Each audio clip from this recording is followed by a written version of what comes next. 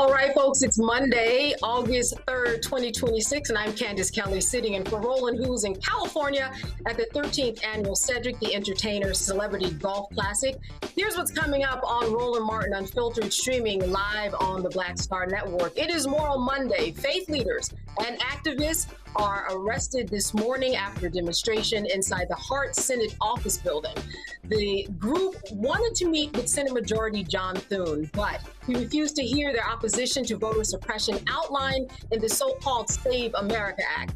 There's a rally happening right now to kick off the 100 Days of Mobilization and 1,000 marches to the polls in every state. We'll take you there live. Also, a Black South Carolina teen caught in the crossfire between a suspect and a Myrtle Beach police officer during a 2025 shootout is suing for her injuries.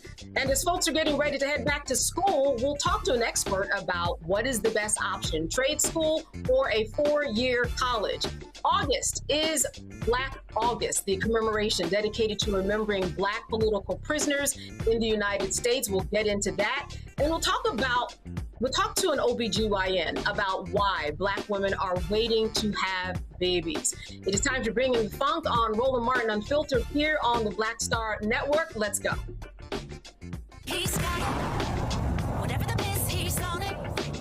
Whatever it is, he's got the scoop, the fact, the fine. And when it breaks, he's right on time and it's rolling. Best believe he's knowing. Putting it down from sports to news to politics. With entertainment just for kicks, he's rolling. It's on go, roll, y'all. It's Roland Martin. All right. Rolling with Roland now. He's funky, he's fresh, he's real, the best. You know he's Roland Martin now.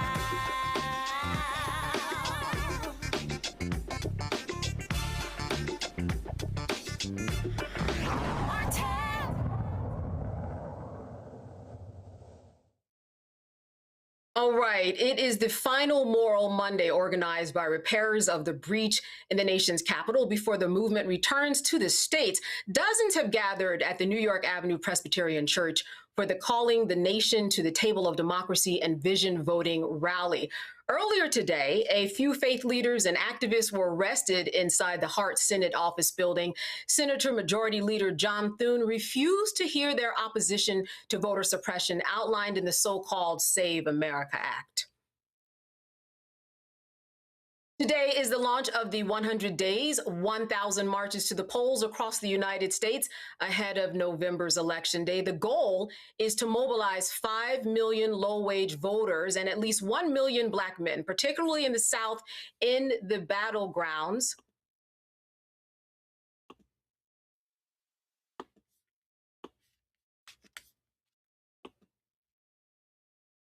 And we're going to go live to that video right now.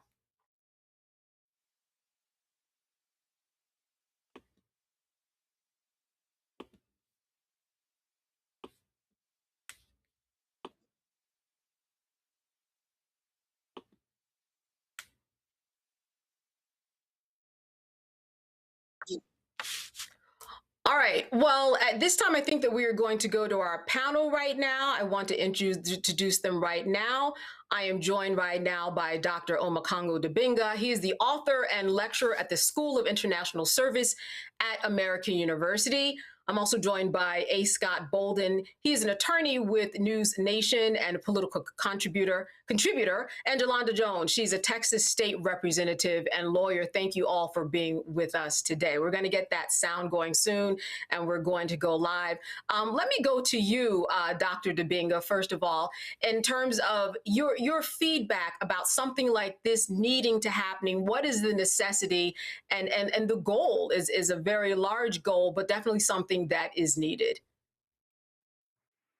Look, we need to continue to push and fight for what we desire to happen in this country. You know, I'm reading a post right now. I think Roland posted it, and several other people have posted it, showing that the attack on voting rights and the attack on all of our equality and all of the challenges we're having is actually pushing more Black voters in the South, you know, to get out and vote. It's kind of having the opposite effect than, what the Republicans were expecting.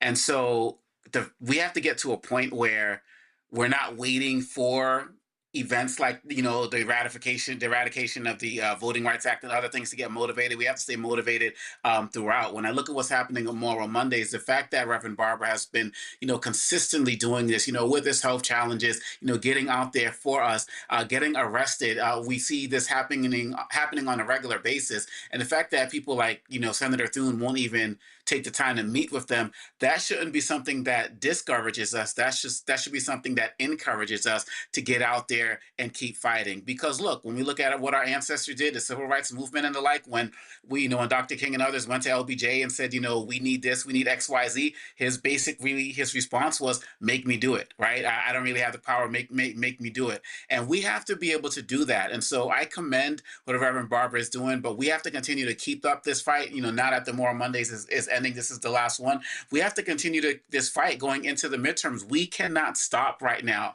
And regardless, if they don't want to meet with us this way, they're going to meet us another way when we win the midterms. Thank you for that response. Listen, we're going to go live. There are a few technical issues there, but let's go live to the rally right now. Committee here at New York Avenue Presbyterian Church. It is my pleasure to welcome you all here tonight on behalf of our church's session and pastors. Our head pastor, Reverend Dr. Sarah Johnson Austin, is sorry that she couldn't be here tonight, so she asked me to bring a few words of welcome on her behalf. So please hear these words of welcome from Reverend Dr. Sarah Johnson. Friends, it is my joy, even from a distance this evening, to extend a warm word of greeting to each of you gathered here at New York Avenue Presbyterian Church. Though I could not be with you in person, my heart and prayers are fully present with this moral movement calling our nation to the table of democracy and vision.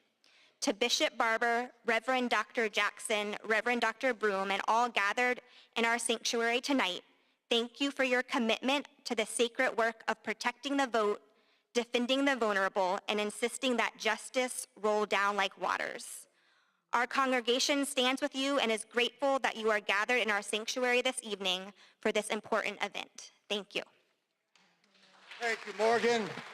We're grateful for the hospitality of New York Avenue Presbyterian Church. And let's give it up one more time for all of our partners, our national and local partners. We are grateful. We will now hear from the Reverend Moya Harris from Sojourners, Ms. Phyllis Bennis from the Institute of Policy Studies, Pastor Doug Horner from the Cleveland, Ohio Prophetic Council. They came all the way from Cleveland, Ohio to be with us today. And then we will hear from the President and CEO of the National Low-Income Housing Coalition, Ms. Renee M. Willis. Let's receive them in that order.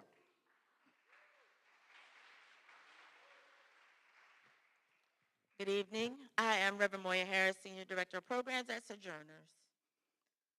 We gather here tonight because the vote is a moral testimony. It tells the truth about who counts, who belongs, and who is recognized as fully human in this nation. The attacks on voting rights we are witnessing draw from a long history of anti-Blackness that has always feared Black agency, Black voice, and Black power. And that same logic of fear and control targets immigrants and refugees and women and queer folk and children and elders and disabled and neurodivergent people. And now in this very week, as we just heard, there are senators that are hell-bent on pushing through the so-called SAVE Act, legislation that would strip millions of people of their ballots, cast doubt on their citizenship, and weaponize fear to take away votes that have already been earned and protected. This isn't abstract. This is happening now. And it is aimed at shrinking the electorate and silencing our communities. What we are facing is the fruit of an ideology shaped in a particular theology, amplified by Christian nationalism that wants political power to rest in the hands of a narrow, worthy few. The Reverend William Augustus Jones taught that theology forms anthropology. What we believe about God shapes what we believe about people. And what we believe about people orders our common life, how we structure society, how we perceive difference, and what we claim as truth, and who we understand ourselves to be. So if your theology cannot see the image of God in Black lives, in immigrant lives, in women's lives, in disabled bodies, in neurodivergent minds, if it refuses to honor people who stand at multiple margins, you will build systems that deny votes. They will deny care, deny safety, and then call that denial order.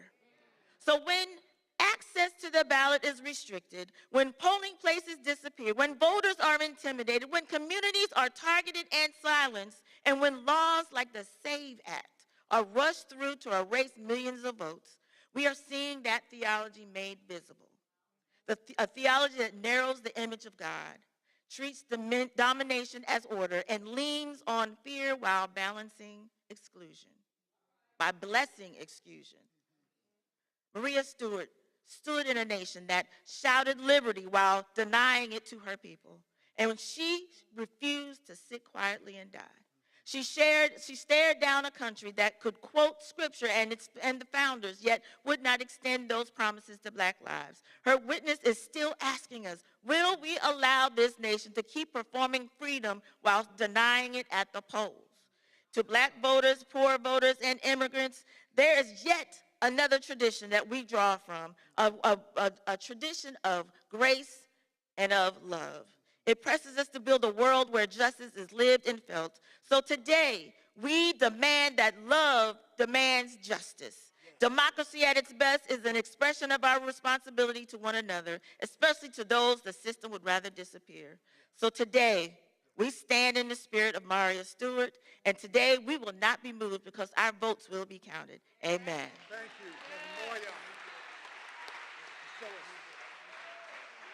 This is what it takes when we talk about 2026. We are talking about text messaging, grassroots phone banking, peer-to-peer, anything in terms of just making sure that people are digitally getting a response. But in terms of what is going on and the number of folks who have not been voting in these past important elections, this is what it takes. It takes something like this of massive, epic proportions so that people see that the numbers are there, and that helps people to understand the importance of it.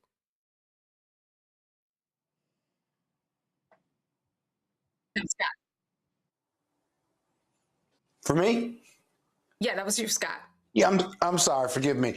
Yeah, I'm glad you mentioned those other aspects of Moral Mondays. We clearly, our opposition has no morality. Anyone who has faith in God, or anyone who has faith in humanity, anyone that had, as my mother said, good upbringing, would know that our leaders are rooted in immorality. But it's going to take more than the marching and more than the speeches to nationwide in order to solve this issue.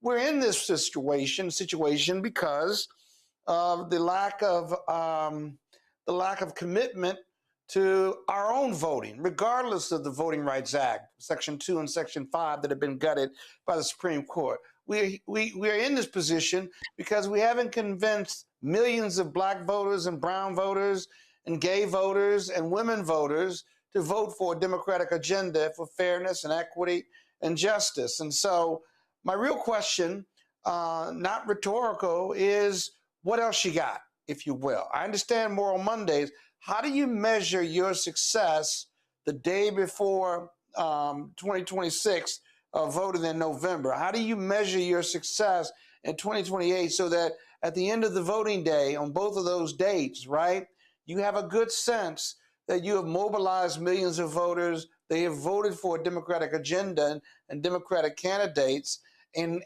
how we were able to get it done? Because if you do it in 2026, you're going to have to do it in 2028. So I've always thought that it's more than marching. Political science is a science, right? You count your votes, and then you get them to the polls. That takes money, that takes a message, and it takes a belief that we're going to be successful in this regard. I hope that we are. Representative Jones, what's your answer to that? Because certainly you have your pedal to the metal on all of this. You are certainly close to understanding what is really going on with voters as a representative yourself. What is your answer to Scott's question in terms of, do we need more, and how do we even know if something like this is working? Yeah. We need You're more on mute. tomorrow Monday, right? Oh, I'm sorry. Mine hear you doesn't now. say I'm on mute. Okay, because mine doesn't say mute. Okay, so I absolutely agree with Scott that we need more than Moral Mondays. And I respectfully submit to you that telling struggling people that you need to go vote, the Voting Rights Act is being gutted and blah, blah, blah. That's what it sounds like to them, blah, blah, blah, right? What the Democrats need to do is to go and listen to people.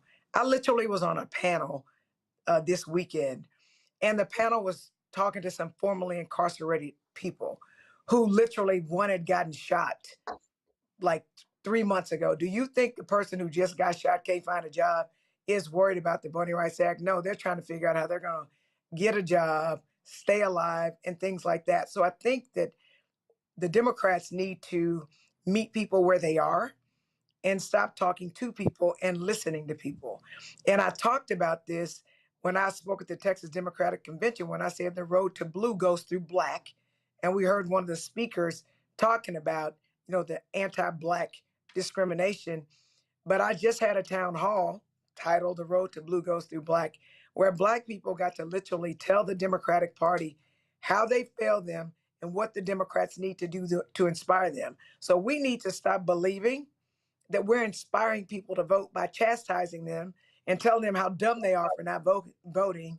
And we need to listen to them tell us what it's going to take for them to believe voting is worth it. I believe that's the key. And I think we're doing it backwards. I think we're doing it from the top to the bottom rather than the bottom to the top. And certainly, Representative, as you said, more meetings where people can actually voice their concerns. That always helps. All right, folks, we're going to go to a break right now. You're watching Roland Martin Unfiltered here on the Black Star Network. Stay with us. All right, folks, let me get personal for a second. My mom had questions about her Medicare, so she called Chapter, a Medicare advisory company, and she texted me right after saying it's a great benefit. That was easy. fine. A real person walked her through the whole thing, and now she understands better what's going on. But it's not just her. A woman in Yonkers wrote in saying the process was so simple, the enrollment was easy, and she was so glad she called. Then there's Marilyn, 90 years old, in Florida, living on Social Security. Her premium climbed every single year north of $400 a month for coverage she could barely afford anymore. So what does she do? She called Chapter. They found her the same top-tier coverage for hundreds of dollars less. 90 years old, and finally somebody in her corner. I hear stories like that again and again from our community. The Medicare system was not built to work for you. Too much fine print, too many plans. Yet Chapter's advisors are independent and honest, the only Medicare advisors that compare every plan nationwide. They're focused on one thing, what actually works for you. If you're already in the right plan, they'll tell you. No games. People who switched with Chapter saved an average of $1,100 a year. All it takes is 20 minutes. You talk to a real person, and it's completely free help. So call Chapter at 724-264-8281, 724-264-8281. That's Chapter. Let me ask you a question. Why do so many people seem to think they know black men so well? What they think we want, what they think we need. Hell, they even tried to tell us why and how we voted, but never had a conversation with us. Never asked us how we felt, what brings us joy, what makes us angry, what makes us scared. How do we live? That's what this show is about. No translation, because we don't need anybody speaking for us. We can speak for ourselves. This will be a show where we bring brothers on that you don't see on every other talk show. Nope. Brothers that are doing work in local communities with black men for black communities. We're going to hear each other and try to understand so perhaps we can move forward together. No translation, because we don't need anybody speaking for us. Nope. What we need is each other. No translation, right here on the Black Star Network. Check it out.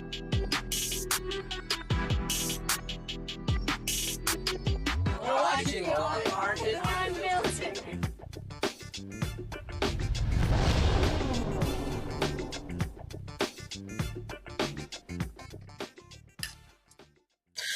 right, Democratic lawmakers returned to Annapolis for a 3-day special session to discuss redrawing congressional district maps that would eliminate the state's only Republican congressional district. The session directly addresses House Bill 2100, a proposed constitutional amendment intended to change the state's governance, which would allow lawmakers to draw federal congressional district maps. During this year's regular legislative period, Governor Wes Moore proposed that the Republican district be redrawn, creating a Democratic 8-0 map. It did not pass due to possible accusations of illegal gerrymandering. Governor Moore spoke during today's session, saying the only reason they are here is because of the Trump administration. We're here, frankly, in a way that none of us want to be here.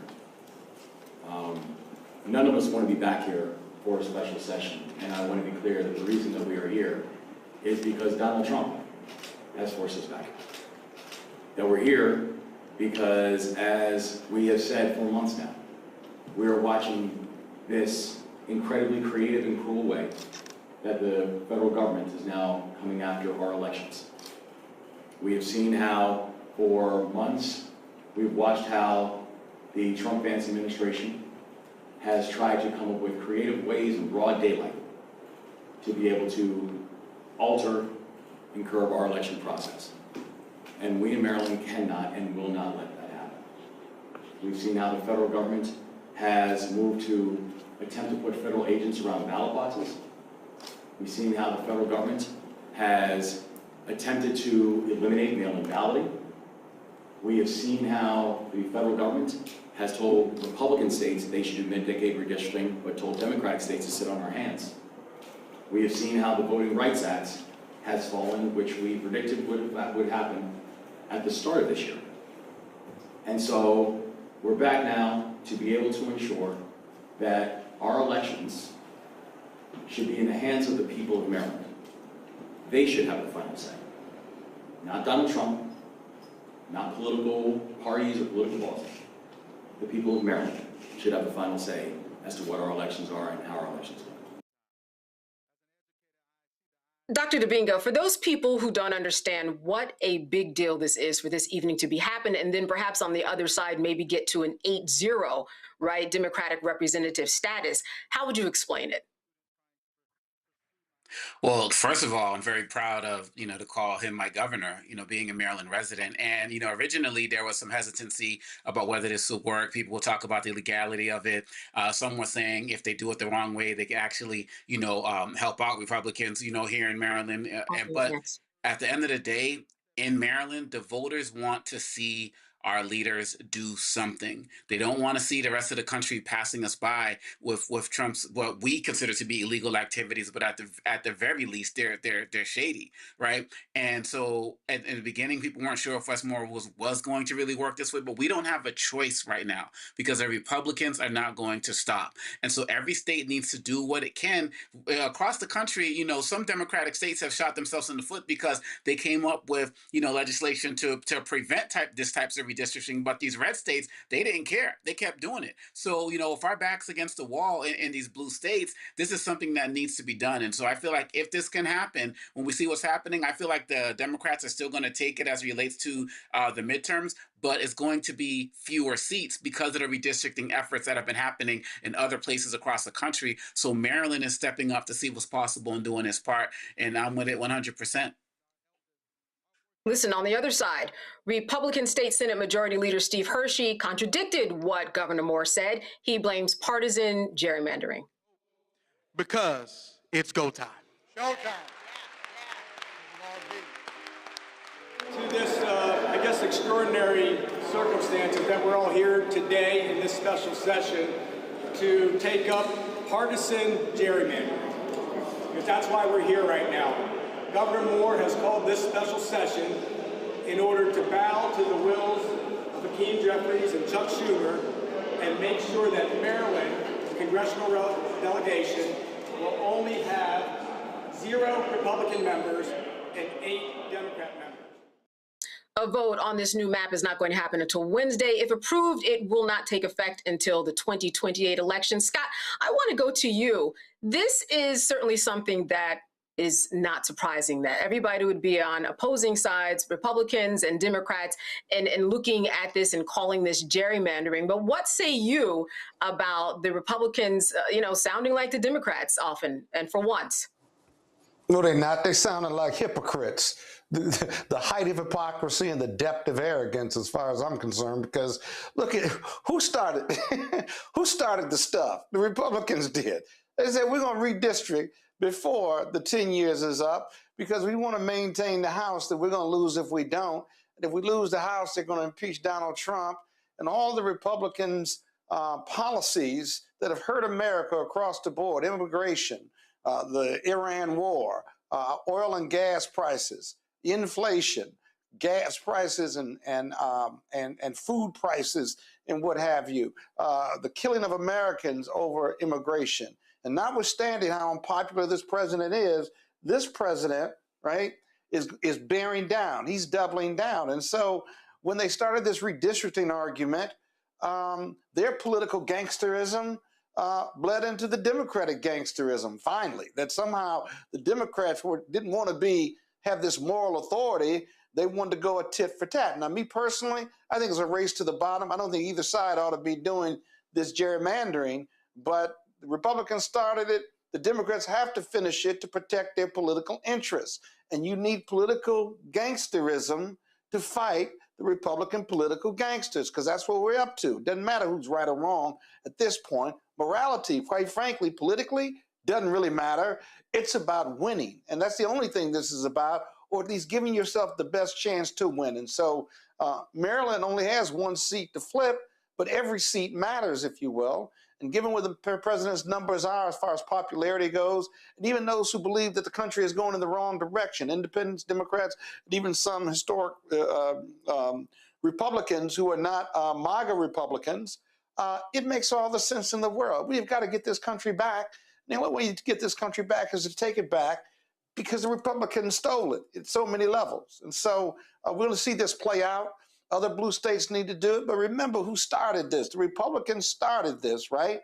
The Democrats have to finish it. So, Representative Jones, an amendment, no small feat to complete or change. What hurdles do you foresee coming that we just haven't discussed here tonight? So I actually think that, so first of all, I'm laughing. The first hurdle I think we got to face is those of us in the Democratic Party who want for us to play fair when they ain't, right? That's a hurdle to protecting democracy. No ifs, no ands, no buts. So I say when they go low, we need to go in the gutter. I didn't stutter when I said that, and I meant it. As was said before, they started, we have to finish it. And, this thing about Republicans whining about partisan gerrymandering, I'm sorry, your president literally anointed the Supremes, and the Supremes have said that you actually can partisan gerrymander, which is exactly what they're doing. So Democrats need to stop playing in a world that they think the world should be, and they need to play in a world that is. And if somebody is going to put their throat on your neck, even when you're down, then you need to put them down. It's figuratively speaking, lest anybody say, I'm trying to make anybody be violent. My point is this. I wouldn't care if there's no Republican representation in Maryland. They don't deserve any. They have a president who literally is getting rid of Black representation and Democratic representation across this country. And the red states are doing exactly what he says when he says it. And even those Republicans who have little balls that have dropped, like teenagers or like middle schoolers, the second they do that, he punishes them and they go back and they fall in line. So we need to learn how to fall in line. We need to figure out any way we can to get this stuff done, because we cannot play by rules when our opponents are not playing by rules. So whine all you want, Maryland Republicans, whine all you want, President Trump. You started this. We're going to finish this. When you go low, we going in the gutter, because literally for Black people, our lives are at stake.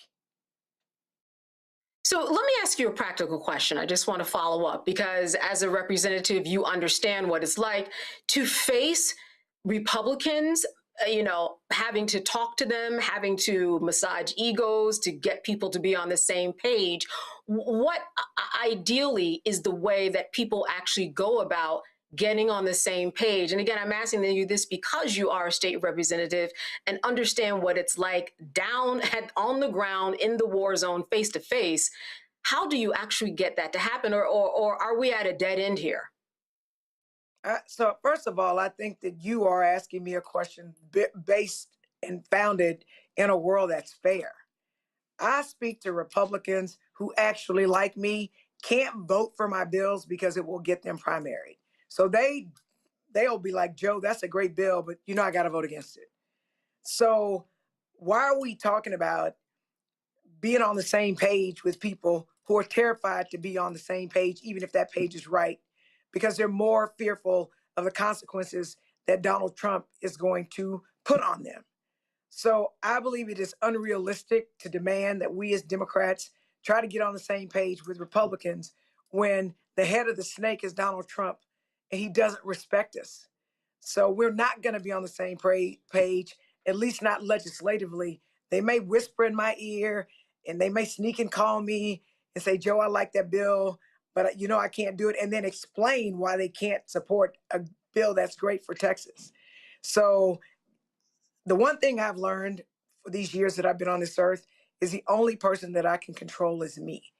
I can make myself be on the same page as somebody, but do I want to be on a page that literally wants to disappear Black people and kill off our rights and in many instances our lives? I'm never going to be on that page. And I shouldn't be forced to pander or get rid of my foundational beliefs in order to agree with Republicans who are terrified of their leader and who are trying to destroy us. So I just don't think it's a fair question. And I will say to you, I ain't going to be on the same page with somebody that's trying to destroy my constituents.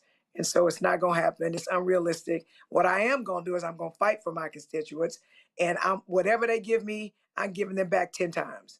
And as a person who fled the state of Texas to stop racist redistricting and to sound an alarm across the country, I know what they do. They stick the FBI on us. They sicked the police on elected officials. And they fined us almost $8,400 because we were standing up for the rights that our constituents demanded that we stand up for. And we were fined. And if we didn't pay it, then they threatened to defund our offices. So be on the same page with them people. Why? How? That's just dumb. All right, you are watching Roland Martin Unfiltered here on the Black Star Network. We're going to take a little break. We'll see you on the other side. All right, folks, let me get personal for a second. My mom had questions about her Medicare, so she called Chapter, a Medicare advisory company, and she texted me right after saying it's a great benefit. It was easy. A real person walked her through the whole thing, and now she understands better what's going on. But it's not just her. A woman in Yonkers wrote in saying the process was so simple, the enrollment was easy, and she was so glad she called. Then there's Marilyn, 90 years old, in Florida, living on Social Security. Her premium climbed every single year north of $400 a month for coverage she could barely afford anymore. So what does she do? She called Chapter. They found her the same top-tier coverage for hundreds of dollars less. 90 years old, and finally somebody in her corner. I hear stories like that again and again from our community. The Medicare system was not built to work for you. Too much fine print, too many plans. Yet Chapter's advisors are independent and honest, the only Medicare advisors that compare every plan nationwide. They're focused on one thing, what actually works for you. If you're already in the right plan, they'll tell you. No games, and people who switched with Chapter saved an average of $1,100 a year. All it takes is 20 minutes. You talk to a real person, and it's completely free help. So call Chapter at 724-264-8281, 724-264-8281. That's Chapter. Let me ask you a question. Why do so many people seem to think they know black men so well? What they think we want, what they think we need. Hell, they even tried to tell us why and how we voted, but never had a conversation with us. Never asked us how we felt, what brings us joy, what makes us angry, what makes us scared. How do we live? That's what this show is about. No translation, because we don't need anybody speaking for us. We can speak for ourselves. This will be a show where we bring brothers on that you don't see on every other talk show. Nope. Brothers that are doing work in local communities with black men for black communities. We're going to hear each other and try to understand so perhaps we can move forward together. No translation, because we don't need anybody speaking for us. Nope. What we need is each other. No translation, right here on the Black Star Network. Check it out. Hey, this is Motown recording artist Kim. You are watching Roland Martin Unfiltered. That boy, he always unfiltered though. I ain't never known him to be filtered. Is there another way to experience Roland Martin than to be unfiltered? Of course he's unfiltered. Would you expect anything less? Watch what happens next.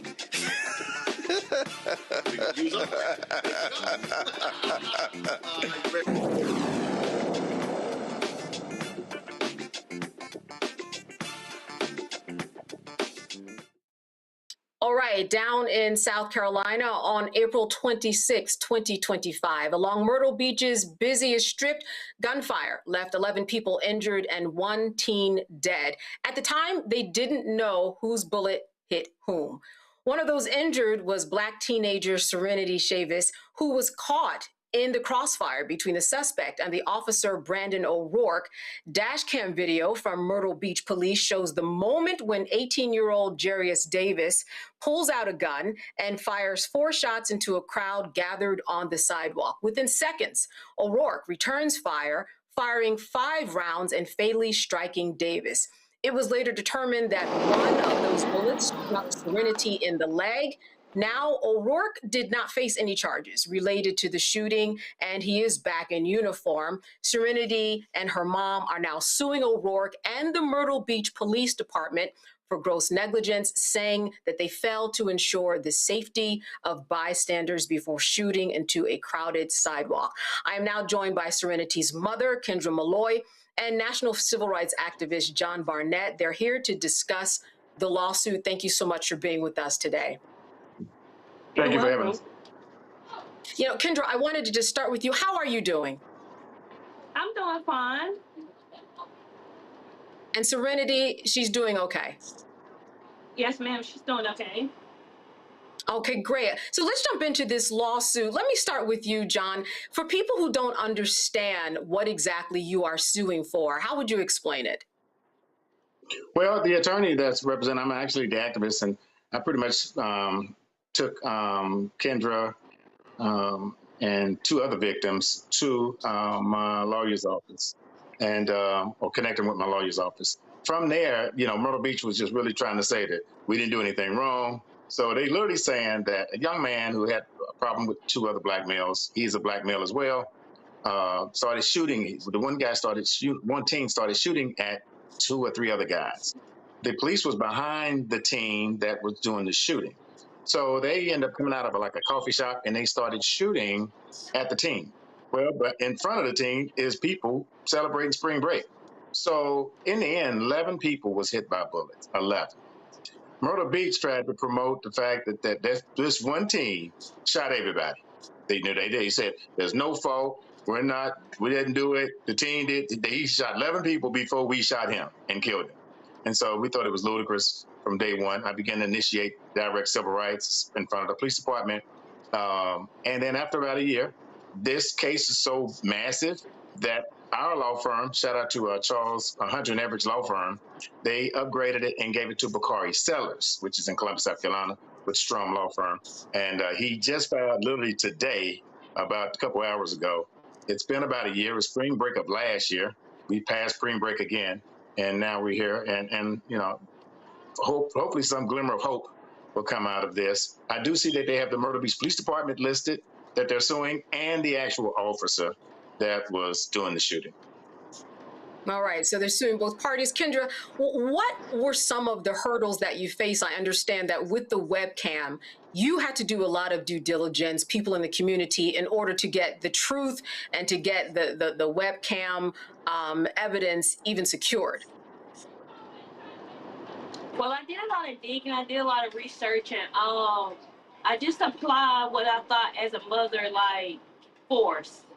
You know, I'm not going to give up so easily. Something has to be done about this. You know, like justice need to be served. So I teamed up with Mr.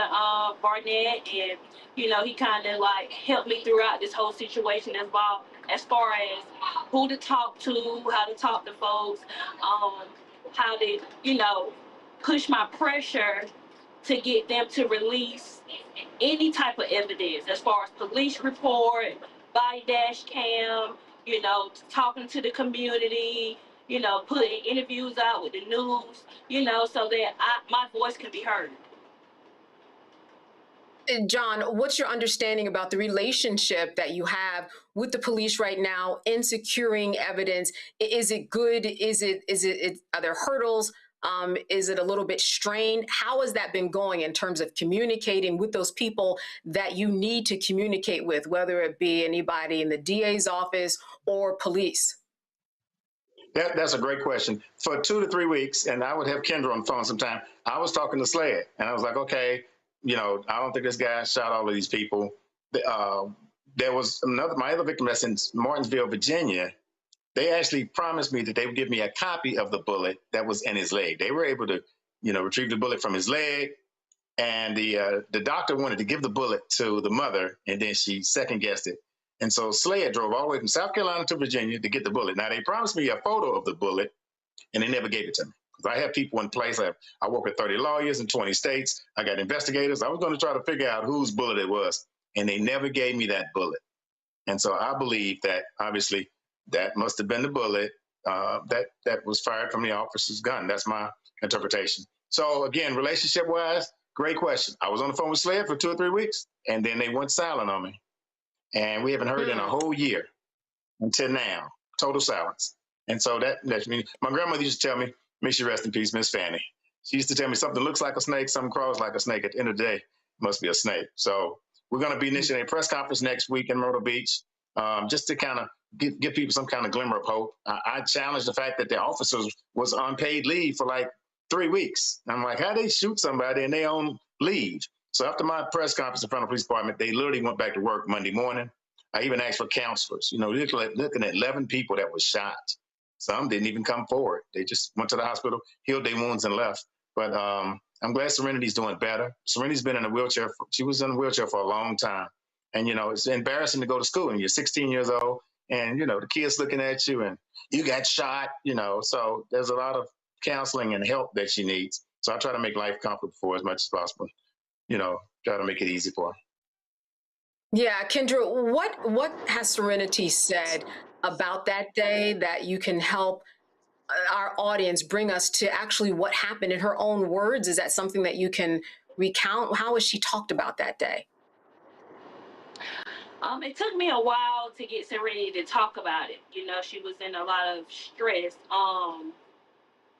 afraid of crowds, you know, not wanting to talk much. But that particular night, like, now that it's been a year, Serenity talks. She has not forgotten that night. She explained to me her story is still the same. I was hanging out with my friends. Like, Mom, I'm not going to forget the officer that shot me. I can recognize his face. Like, that still plays over and over in my head. It turned from a night of having fun to now you're fearing for your life, you know, because you're running and an officer, someone that's supposed to protect and serve the community, shoots you. So how do you supposed to deal with that? I got her talking to therapists, things that she talked about that I can't disclose, but she still deals with this over and over and over again. Yeah, and all of that talking and getting the community involved and posting, this is why you're getting the traction that you are getting. I want to bring my panel in on this. Representative Jones, a question for one of our guests. So even though I'm a state representative, I'm also a lawyer. and I know standard operating procedures when police are shooting. And if what I heard is true, which is that the officers were behind the shooter and the spring breakers were in front of the shooter, do you think it's common sense that if you miss the target, that you have a whole bunch of other people that could die? Or for that matter, if you hit the target and the bullet goes through the target, there are all these people that the police officer could hit. Do you guys think that's like common sense? And is that a part of the lawsuit, if you know? That's a great question. I told one of my friends a couple of days ago, I said, if this was NASCAR, I don't think he'd shoot in the car. I mean, he wouldn't shoot in the crowd. I don't think he would do that. If this was NASCAR, if you know what I mean. So in saying that, ignorance, part of one of the bullets in the lawsuit is recklessness. You know, he's been reckless, endangering the lives of others. But you know what's most appalling, my sister, is that they did this whole little video in the news like they didn't do anything wrong. They did these diagrams and all of this, showing one body cam and one dash cam when I know there was more police cars out there. This is a big thing every year. Police is heightened. Over 100 state troopers come from across the state of South Carolina just to target, quote unquote, us. Let's just keep it real. They basically call in 100 state troopers for us during spring break, during bike week. So this is, you know, Myrtle Beach at one time was labeled the worst beach in the country, number 3, I think. So to your point, no, he just seen someone shooting, pulls out his gun, and just starts shooting. Rest in peace to Walter Scott. Rest in peace to Trayvon Martin. Rest in peace to people that they think it's so easy just to pull out a gun. Rest in peace to Sean Bell, shot 51 times the night before he's supposed to get married. Rest in peace to Jonathan Farrell in Charlotte, one of my other cases that I worked on. Got shot 9 times for knocking on a white woman's door. You know, I'm still asking, does Black Lives Matter, especially at Myrtle Beach during spring break? Let me drop this on you. Old wise man once told me that it takes 8 seconds for you to remember something good in your life. He said, but it takes 2 to 3 seconds to remember something bad. So if I ask you, where was you at 22 years ago on Thanksgiving Day, you probably couldn't remember. But if I ask you, if you ever been shot by the police, you ever been pulled over by the police, was you touched inappropriate, it would take less than 2 to 3 seconds. I close in saying this: Serenity won't forget these 2 to 3 seconds of getting shot in her leg. And what's interesting is I think the guy tried to flirt with her prior to. So the same guy that I think maybe exchanged a number, and Kendra can correct me, this was the same one that she was trying to help stay alive. My 13-year-old client that was shot not only in the arm, but in the leg, he will not forget those 2 seconds, ever. Scott, question for one of our panelists. Yeah, Scott Bolden here. As a former state and federal prosecutor and someone who's investigated these cases and have gone over video after video with Roland Martin on this show over the last 7 or 8 years, let me just say this. I get what you're saying about the police and the recklessness and the negligence, and you certainly have what we call a cognizable claim. Bakari Sellers is a good Morehouse man. I'm a good Morehouse man. But my question is this, right? Because what the police are going to say is, 1, they didn't do anything wrong, and 2, there was a shooter. They didn't start shooting, but they were shooting for the shooter who ran into the crowd or ran away with the crowd. And their training tells them that if there's a potential loss of life or limb and someone's usually using deadly force against another individual, they're free to fire. Now, it gets tough because there's a juxtaposition there, right? You can't be reckless about it, but you can't shoot into a crowd going after a bad actor, okay? So I think this is a little different, if you will. And so my question is, I'll give you a chance to respond, because that's what the government's argument's going to be when this case goes to trial or goes through the process. That would you prefer that I not shoot because that shooter was going to potentially harm other people?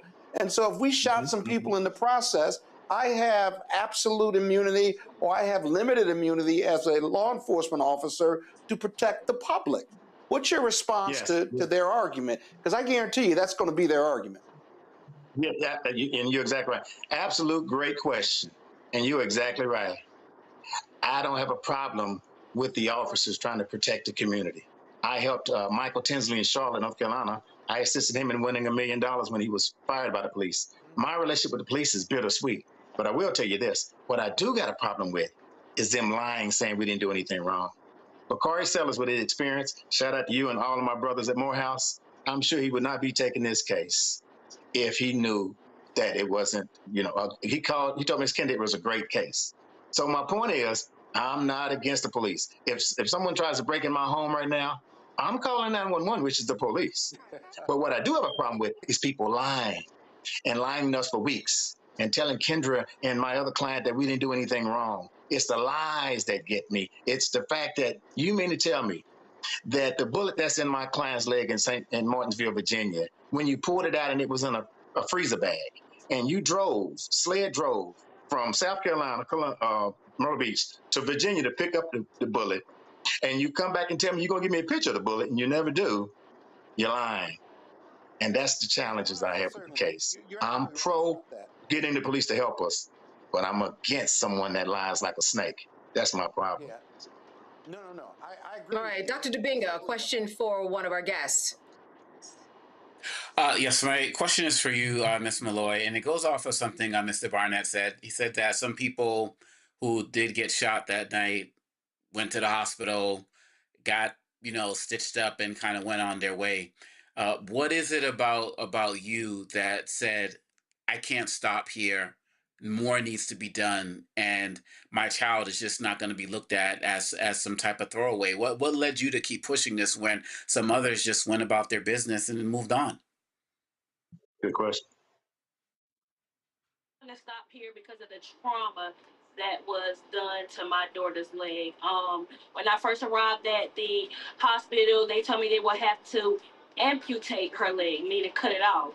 She's 15 years old. Who wants to go through that? It could have happened to anybody else's child, but with my child at 15 who was enjoying her spring break vacation and this altercation happened, my daughter sustained a 10-hour surgery where she had to reconstruct her leg back, meaning she has metal, she has all types of things in her leg to help her walk again. So that's my dramatic matter when it comes to my child. The other kids that were shot, it's sad, they didn't sustain the trauma that my daughter sustained. My daughter sustained trauma that took a while for her to get used to walking on her legs again, to adapt back into being around crowds, to adapt to being back in school, something she has to deal with for the rest of her life. Even her doctor spoke and said this is a pain that she would deal with for the rest of her life. She will forever walk with a limp. So that's why I can't stop. I won't stop at this matter. I will not stop. I'm going to push until something is done.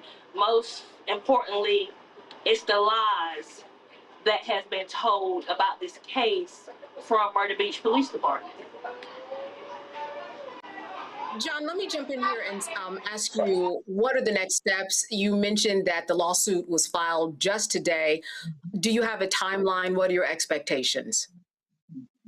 Well, one thing I've learned historically, fighting civil rights for about 17 years, is that pressure bust pipes. And that I assisted Shankrella Robinson. And at one point, a local activist had said that her case wasn't trending anymore. So I began to send pink envelopes to Joe Biden and to Mexico. And the next week, a great attorney named Ben Crump called us. And the case was resurrected, and the case is now being seen in the Department of Justice. So I think our job is to make sure, just a few weeks ago, we were talking about Cyrus, a young Black boy who went into a store and got some water and ended up dead. Just maybe a month ago, we were talking about Carmelo Anthony. And I learned from another wise activist, you may know his name, Minister Farrakhan. He said that they killed Trayvon Martin, they give us a Trayvon Martin Foundation, put a pacifier in our mouth, and we rock us back to sleep. They killed Michael Brown, put a pacifier in our mouth, and rock us back to sleep. Shoot Dr. King in Memphis, give us a national holiday, put a pacifier in our mouth, and rock us back to sleep. my goal in order to get justice, because when I see Serenity, when I seen her in that wheelchair, I've pushed her wheelchair down the streets of Myrtle Beach. I've given her favorite drink, which is Starbucks.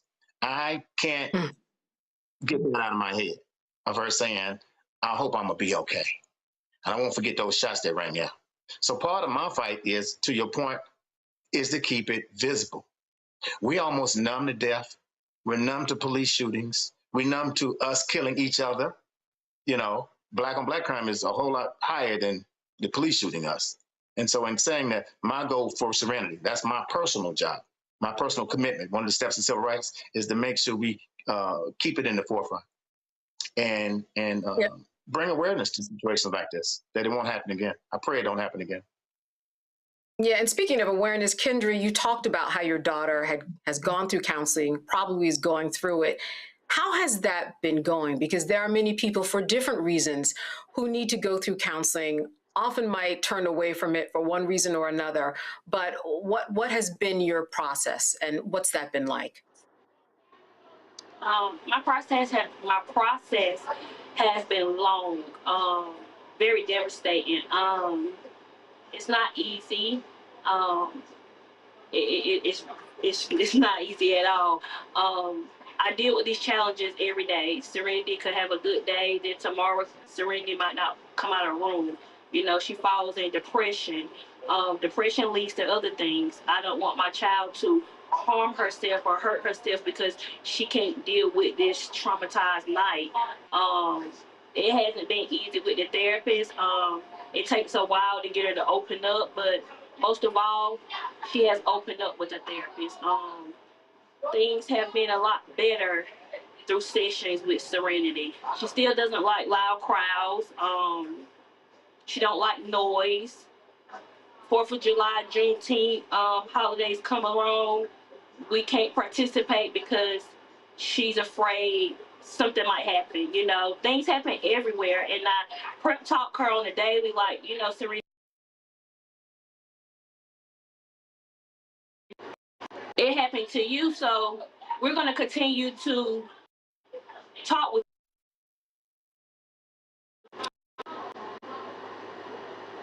All right, we're having a few technical difficulties. I want to thank Kendra Malloy and John Barnett for sharing this story. Keep us posted, and please send our regards to Serenity from the Roland Martin Unfiltered. Now, just a quick note, Bishop William Barber II, President and Senior Lecturer of the Parish of the Breach, is now speaking from New York Avenue Presbyterian Church in D.C., and we're going there right now. The hour has already come for us to wake up. And this directly speaks to the now. It rebukes political complacency and demands immediate, wide-awake action in a time of crisis. We won't pray our way out of this. We must pray, but we got to put some legs on our prayers. We won't wait our way out of this. Just waiting things gonna change. No, they will not. They only will change if we do the kind of waiting like a waiter in a restaurant, if we serve and we move and we give. In the testimony circle of my faith tradition, the elders, the mothers, and the saints way back yonder often lean back, Cheryl. They clear their throats some nights when things were rough, when the weight of history was on them, and from their bones they would holler in the church, if we ever needed the Lord, we sure do need him now. But today I want to step into the tradition of the hip-hop artists, and I want to sample from that sacred tradition, because when they said it, they didn't just mean they were going to sit down and do nothing. In my tradition, my bring up, I want to scratch the record a little bit. And I want to scratch the record of our political complacency. I want to drop the beat of historic urgency.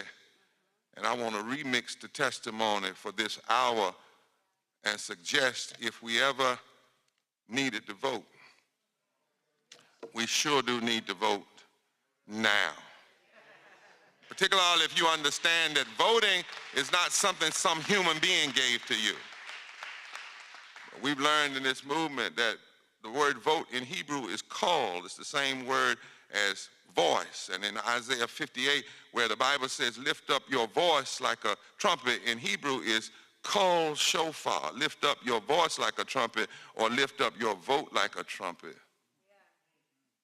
And for us, the right to vote isn't casual, it isn't abstract. It's a right born out of deep struggle. Somebody say, there's blood on it. There's blood on this right to vote. Blood on it, and baptized in the blood of sacrifice. And the blood still speaks. Voting is a holy gift from the God of justice. We're not animals. We can make a decision. We can choose. We can orchestrate. My brothers and sisters, it was 2,626 years ago when God had his prophet Micah look at the empire, look at every nation and every politician and say, if you really want to please God, you must do justice and love mercy and walk humbly before your God. It was 2,026 years ago when God's son, as I call it, Jesus of Nazareth from the ghetto, stood up in the ghetto, stood up and declared that the least of these, the poor, the marginalized, the sick, and the excluded, can never be an afterthought if you want to be a great nation.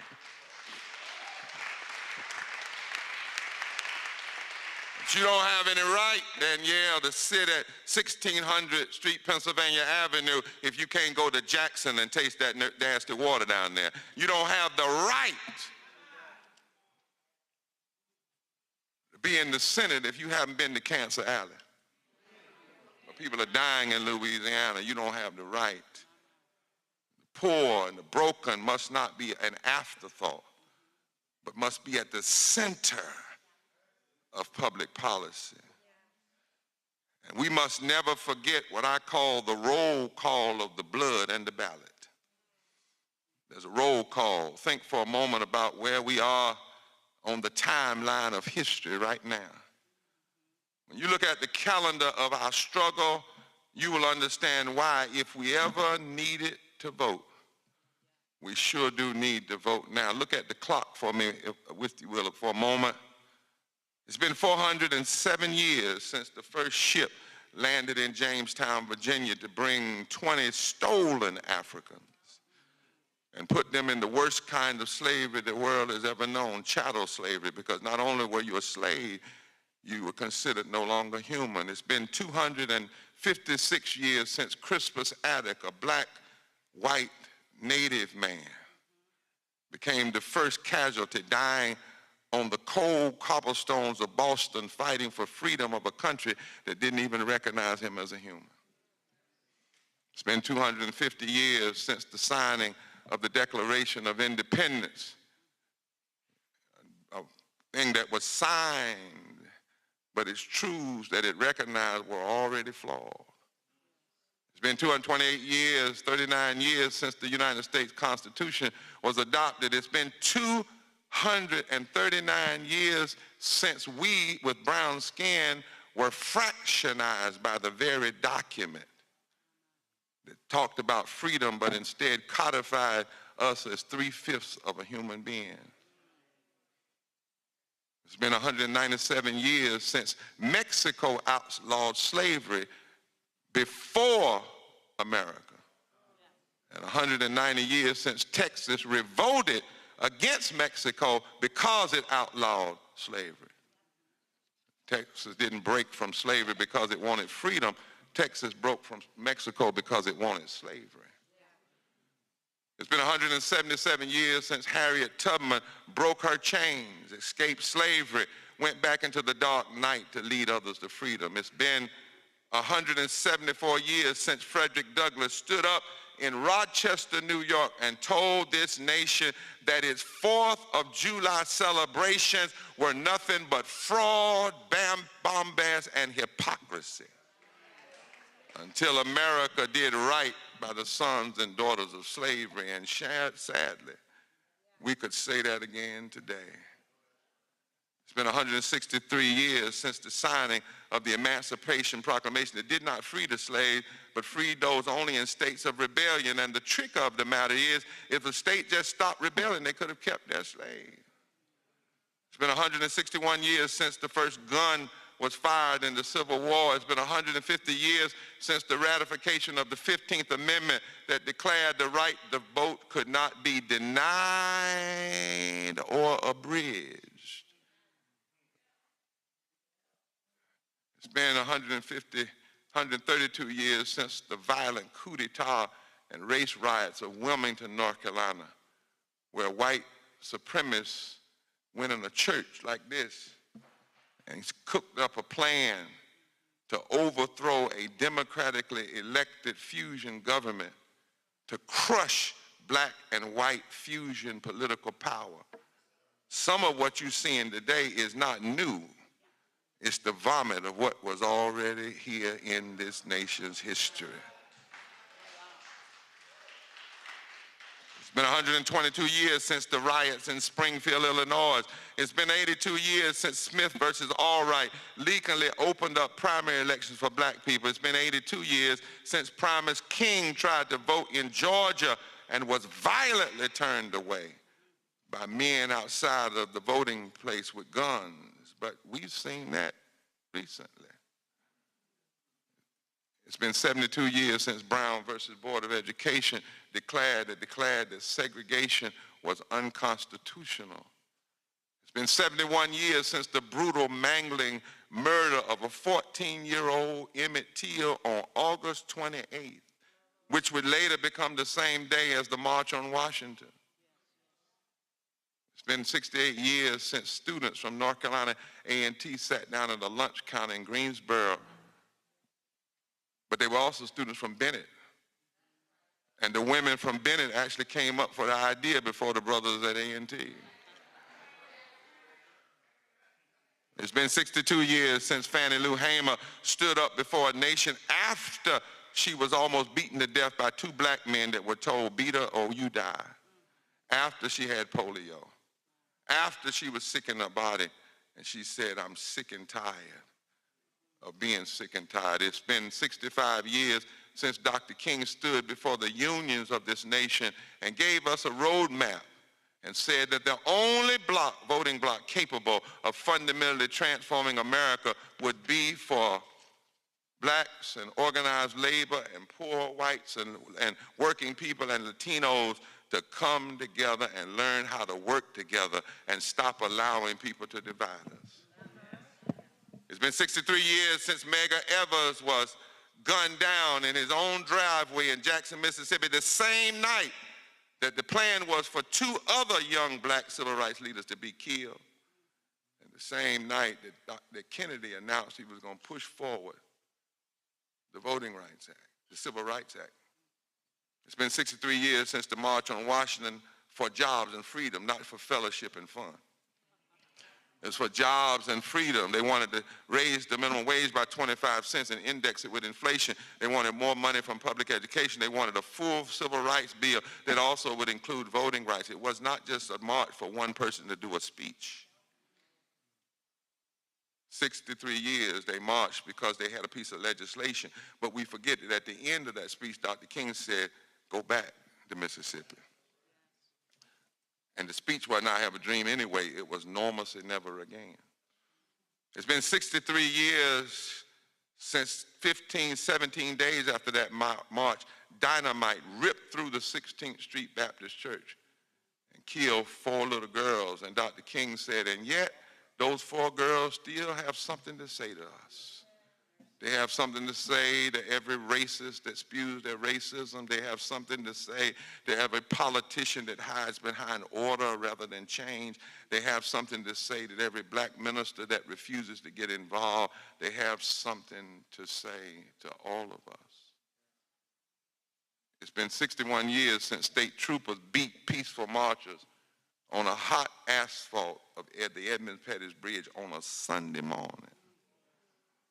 And the blessing of it was were such storms in the nation that day that most folk were inside looking at the TV. They were actually. All right, and that was Bishop William Barber, the second president and senior lecturer of repairs of the breach. He was speaking from the New York Avenue Presbyterian Church in Washington, D.C. Do you want to continue to watch him?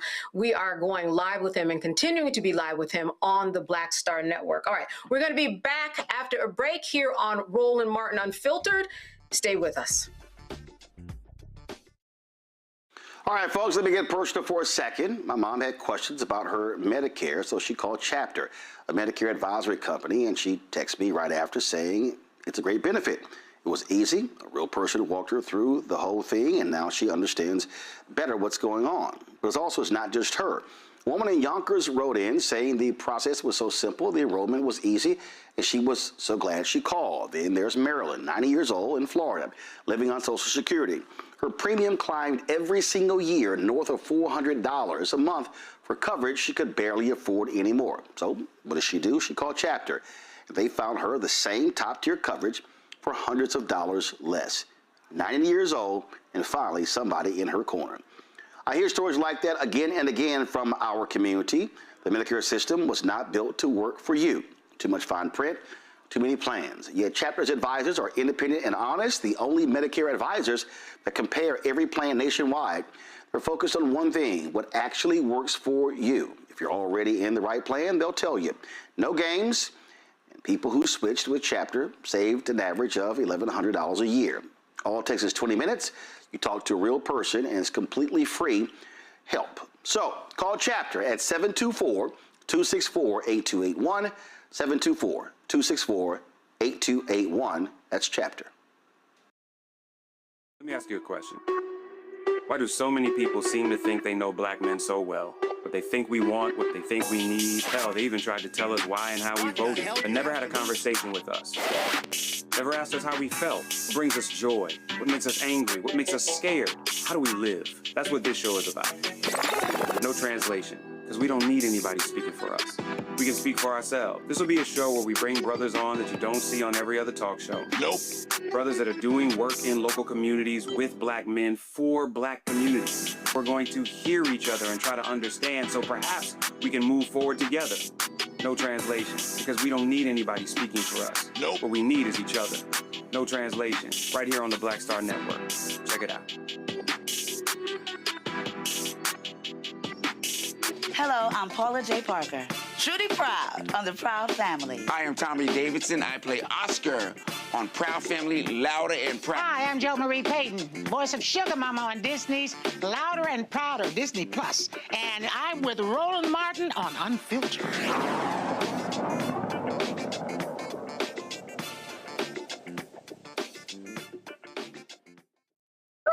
All right, for some time now, we've been talking about the rising costs of education and cutbacks on federal financial aid.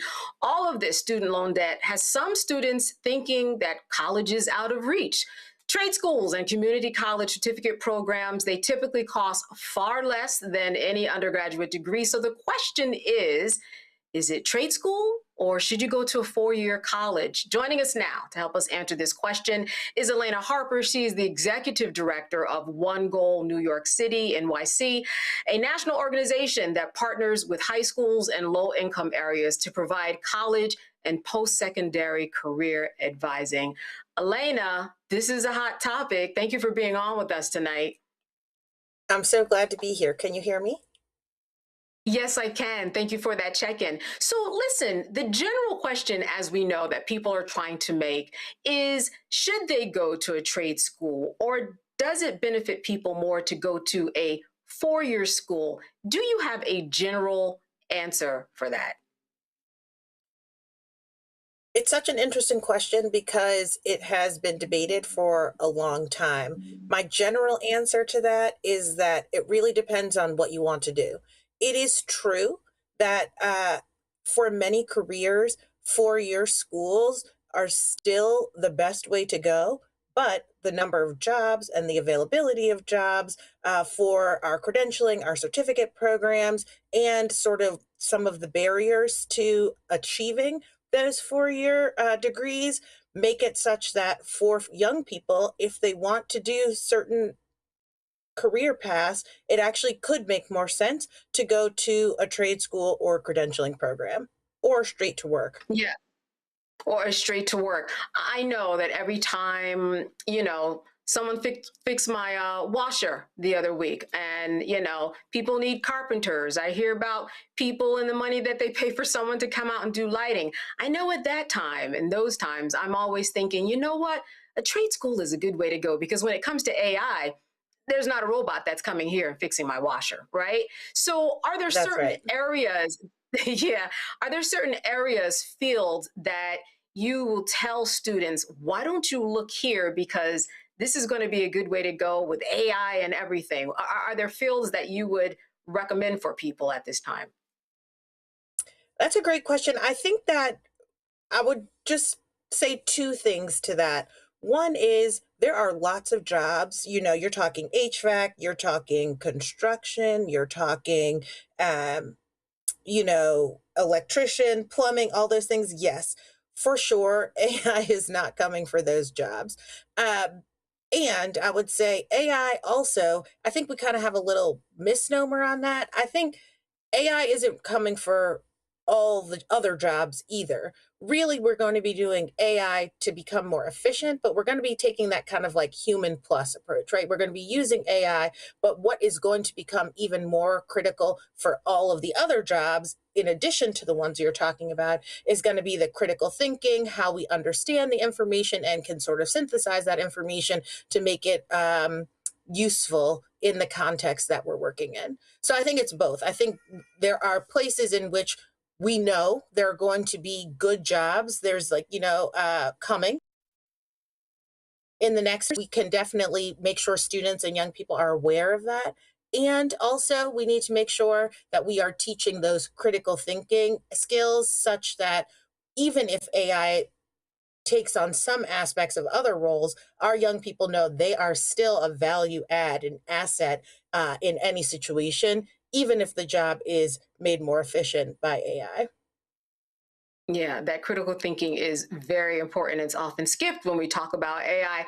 What are your thoughts about, when we talk about technology and computers and AI and anything that has to do with this digital media age? I have read a lot of headlines about students who have graduated from college, and what they're studying is old, and what they feel like what they have learned is old, because while they were in college, when it comes to anything having to do with technology, is moving at light speed, and the two were never keeping up with each other. Have you heard that in this world of computer science and technology, that it's really difficult for the real world to not completely outpace what's going on in a college setting?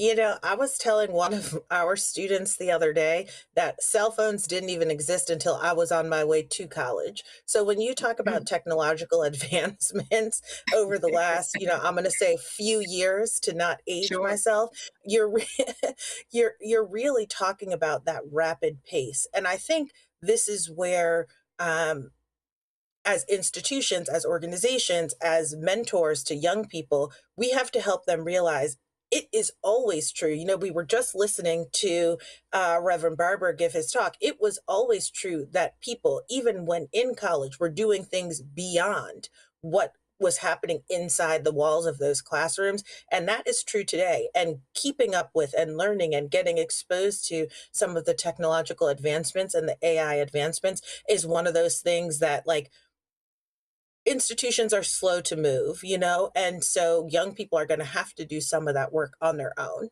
regardless of if they're in, a four-year school, a credentialing program, or certificate program. It's always going to be that we have to do additional work beyond that. Yeah, absolutely. Now, when we talk about trade, we are often talking about somebody actually, using their body more, right? They're not sitting behind a desk. When people get older, let's say they are a carpenter or a plumber, or they work in, automotive, and the body gives, right? The knee starts hurting, the back starts giving out. What's your advice in terms of people who are thinking, I want to go to trade school, but what if something happens to me physically? There goes my business. Can that be transitioned, those skills, into some type of sit behind the desk managerial job?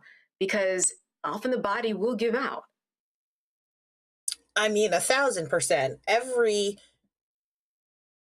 Every pathway, that's what we call it at One Goal, every pathway has potential for making it such that you are not doing the same type of work, forever. I would say you could be sitting behind a desk and the body gives out, and it is even more true. It is even more true in some of our trade industries. And I think there are a couple of things there. One thing that we are really focused on at One Goal is understanding the financial fit and financial implications of the pathway you choose. So as you come out and you are in one of those skilled jobs, what are you doing with your money? Have you thought about saving? Do you know what your goals are? What are you working for and towards? Do you have a purpose in mind and the type of life, a vision for what you want, how you want to live and the life you want to lead? And then are you taking steps along the way to ensure that that is the case?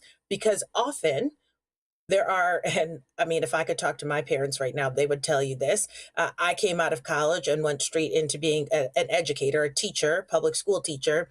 And they talk to me now about the choices I made with my money and what I was doing at that time. And I think those are the conversations we need to be having with young people now, because the body will give out and we always need to have some sort of plan, additional plans, a contingency plan, A, B, and probably C. Absolutely. Now let's talk about money specifically. What is the advice that you give? Because what we've been hearing from students, because college and these stories have been hitting the headlines for many different reasons, people are talking about the cost of college, $60,000. Some colleges are $100,000 a year. For that student who doesn't have the money, how do you explain to them what type of financial debt they are taking on? And maybe other opportunities that they might have not to have that debt. I mean, if you work at Starbucks or Walmart, Target, I mean, they do have plans where you can work and they pay for it. I'm just wondering, what are students' options who don't want to be encumbered with loans, because that interest rate is a killer. I can tell you that firsthand experience, or people who just don't have the money. What do you explain to them? I think that's a great point, that there are lots of ways to find opportunities to get those costs covered, or at least in part. Often, if you work in certain areas or go into certain fields, there are additional scholarships and things. But I think fundamentally, what we talk about at One Goal is that you have to choose a pathway where the financial fit of that pathway is part of making sure you are in a quality seat, you are in a program, in a pathway that's going to serve you. You have to know not just what you're academically capable of, but what your interests are, what your values are, the personal fit. You also need to understand the financial fit, and potentially you might make different choices depending on if you have, are singularly focused or you have other responsibilities that you need to be thinking about. And you want to go to those places where there are going to be additional supports once you get on a pathway, because part of the reason college is so expensive and the conversation that folks are having is because so many students don't actually persist and complete. And so they're left with their hand in the bag without something that is transferable. And the costs have to come down, right? So it's you have to be thinking about it for yourself from your own point of view. And we as organizations and institutions need to be setting ourselves up to make it more affordable. I'm lucky to be, I know you talked about my role, but I'm lucky to be here in New York, where we have one of the best state university and college systems for 2-year and 4-year schools. And so, I was just with the chancellor of SUNY, and I think he was saying that a year's tuition at a SUNY school on average is $7,000. That is still unattainable for some people, but there are a lot of people for whom understanding the quality of the schools, the programs that they have, and that financial fit might make it a better fit or a better choice for them than going somewhere else. Because you really need to be where your expertise are going to get honed the most, and that might be at the most well-known school, but it might also be at a school that focuses on that very topic. Right, and that really makes you do better and more complete in the long run. I want to go to my panel. Dr. Debinga, a question for Elena. Thank you so much for this incredible work that you're doing. One of the questions I have is, sometimes when I'm talking to students, as a professor, I'll say to them, really at the end of the day, no one's really going to ask where you went to school, right? Do you feel like that makes a difference nowadays? Like, should students still be looking for the school with the prestigious name, the Harvard, the Princeton, the Yales, and risk, going into debt and so on and more debt because they're going to come out with the big network, that could possibly help them deal with that? Or does it really just make sense to go wherever your budget can take you and then build from there? Does that network still really matter in this day and age with all of the problems that you're talking about financially happening? It's such a complicated question because there's this research out there that I learned from being at a session with young people. Microsoft actually looked into this research that says 80% of people get their jobs through their network. So on the one hand, and that's like feels reasonable to me because that is true for a lot of the people that I know that, through connections, they got their roles. But I think that it's not necessarily the name in that way. No one asks me where I go to school, where I went to school, and I also don't offer where I went to school. What I am talking about is, was the training that I got, the program that I got, the best one to set me up to do whatever the thing is I'm trying to accomplish? And so I think what I would say to a young person and what I would honestly tell my younger self is that the name actually matters less than if you are sure that what that place does, what that program offers is going to give you the thing that you want. Like what I didn't do when I was young and I wish I had, and we have our students in One Goal doing, is like researching what are the jobs that the folks coming out of this major that you want to be in or this program that you want to be in, what are the jobs they are getting? How are you paying attention to that? Because that is not the way I approached my own educational career. And I think it was a misstep in some ways. Loved my schools, wouldn't complain, but they probably weren't my right fit schools, all of them at that time. Representative Jones, a question for Elena. It's funny, Oma Congo sort of stole my question because I was going to say that my son said to me, Mom, has anybody asked you when you went to school? Because I was always on him about making really good grades. Or Mom, does anyone care that you graduated magna cum laude? And I was like, come to think of it, no one's ever asked me that. So that was the question. But congratulations, well done. I will, but it don't matter, right? But what I will say is this: I have a lot of young people working in my office. My summer internship program are college kids who happen to be from Houston who come in. And literally, they have said to me, like one of the young ladies who's an intern is in college. She wants to go to law school. She's stressing about how she's going to afford law school or how she's even going to stay in college because of how much it costs. And that's including grants and scholarships and things like that. And so I guess my question for you, Ms. Harper, is this. Sometimes we do the best when we have to struggle and fight for it. And the example is this.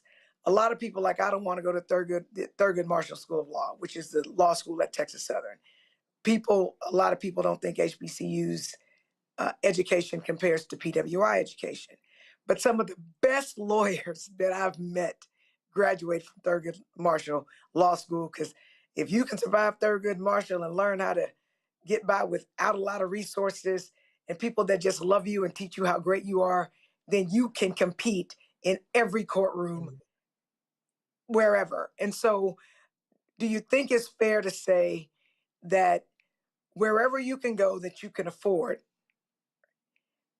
it may be the only option, but even in that, you can get greatness out of it? 1,000%. You can get an excellent education at every single school, and you can get a crappy education at every single school. What really matters, I think, and this is what we try to work with young people to understand is, do you know yourself? Do you know what you want? Do you know your purpose? Why you are going there? What it is that you're hoping to accomplish? And then, like, even when those kind of like roadblocks or potholes come up in your pathway, making sure that like you understand that foundation and you understand yourself enough to navigate through them. That's really all, like the most we can hope for any young person. To the young woman in your office who is interning, I would say go where you can afford, because what you need in the end is that JD, and you need to be able to like practice law to do the thing that you want to do. Doesn't matter the name of the school if you are accomplishing your goal. It really doesn't. Well, as we depart, I want to ask you one final question. You are in New York City. How is it that people get connected with you, and how do you work with them? Is it one-on-one coaching? How do they even get started? That's a great question. One Goal is a program, and we actually work with high schools. So we're in about 20, 25 schools across the New York City area, and we've recently expanded outside of the city up into some of the suburbs and into the rural Wayne County area. And so, yes, you have to kind of, in order to be connected with One Goal, you have to go through your high school. But you can reach us, and we can reach out to your high school on our website, onegoal.org. And also, to be connected to me personally, you can find me on LinkedIn, Elena Minor Harper, Dr. Elena Minor Harper, and I will connect with you. All right. Financial aid, real quick, do you lead them to resources for that? Because that is a big deal. It's like a whole school in and of itself to learn that process.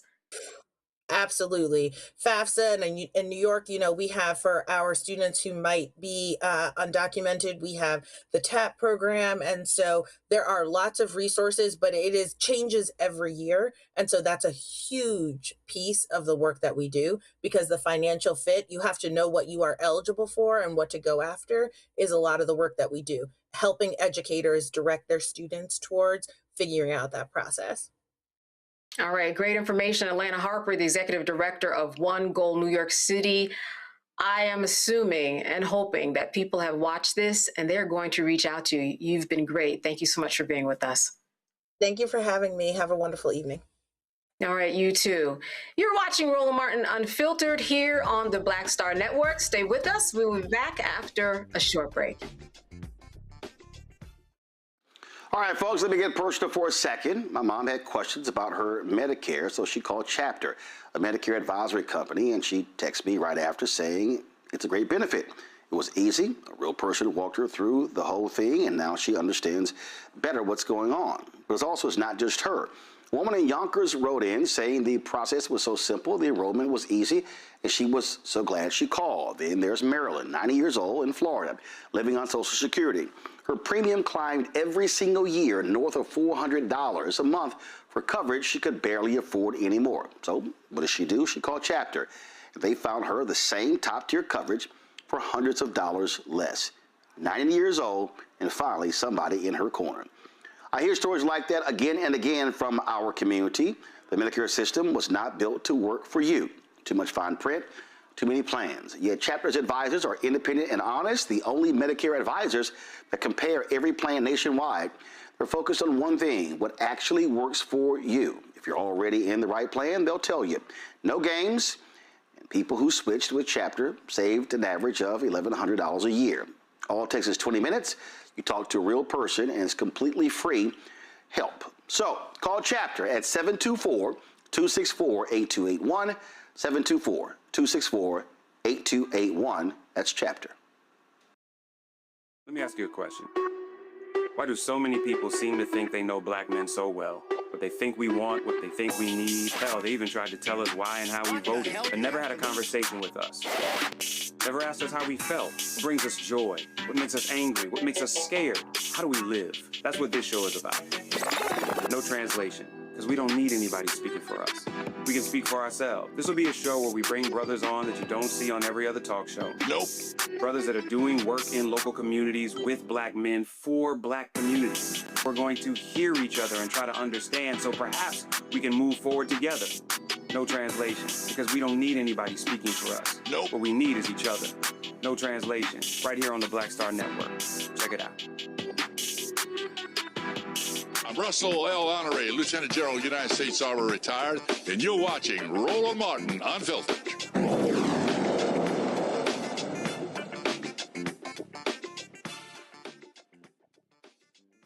So the family of an unarmed black teen killed by Austin, Texas cops is not buying the claim that the 17-year-old orchestrated a, quote, suicide by police. Now, according to the police, on July 24th, Anthoniel Williams II called 911 and reported a young person who may be brandishing a gun in a parking lot.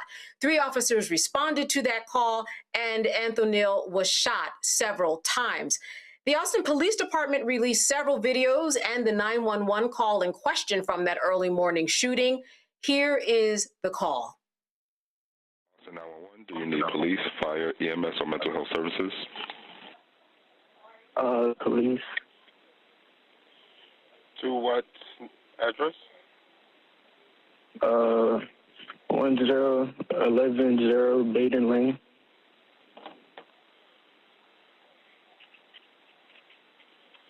10110. And what's the Baden Lane, BADEN Lane. 10110 Baden Lane. This is a house, apartment, or duplex? It's a parking lot.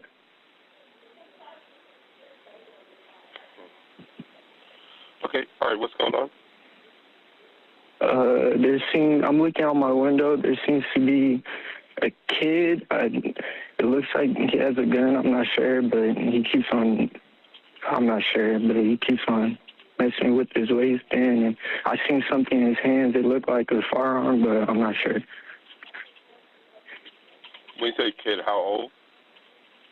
I'm not sure. He just looks very young. So like a teenager? Yes, sir. Okay. Is he like brandishing it, or does he just happen to have it? Brandishing it, I'd say, yeah. I'd say brandishing it. Towards someone, or is he just by himself? By himself. Officer Jake Pitcher's body cam video was also released, and we want to warn you what we're about to show you is disturbing. We're going to give you a few moments to turn away, and then we are going to take this body cam from that evening.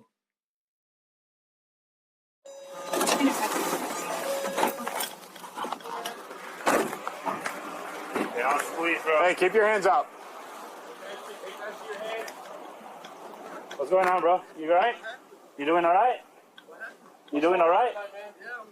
Hey, keep your hands up.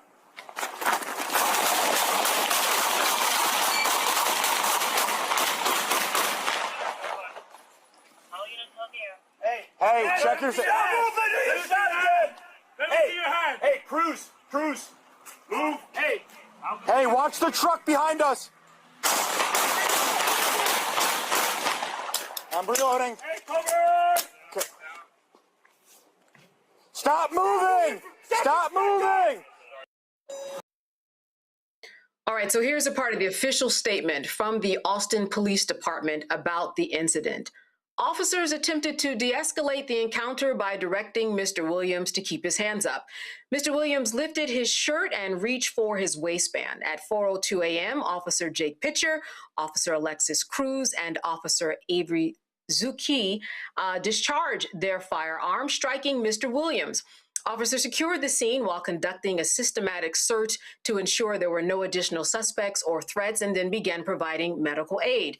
Austin Travis County Emergency Medical Services later arrived on the scene and continued life-saving measures. Despite those efforts, Mr. Williams was pronounced deceased at 4:25 a.m. Now, protesters are demanding accountability and prosecution for officers involved in Anthony's killing. Here we have another investigation statement. APD will conduct 2 concurrent investigations in this incident. A criminal investigation conducted by the APD Special Investigations Unit in conjunction with the Travis County District Attorney's Office, and the administrative investigation conducted by the APD Internal Affairs Unit with oversight from the Austin Police. Oversight, transparency, and accountability are key elements needed to serve and build relationships within this Austin community.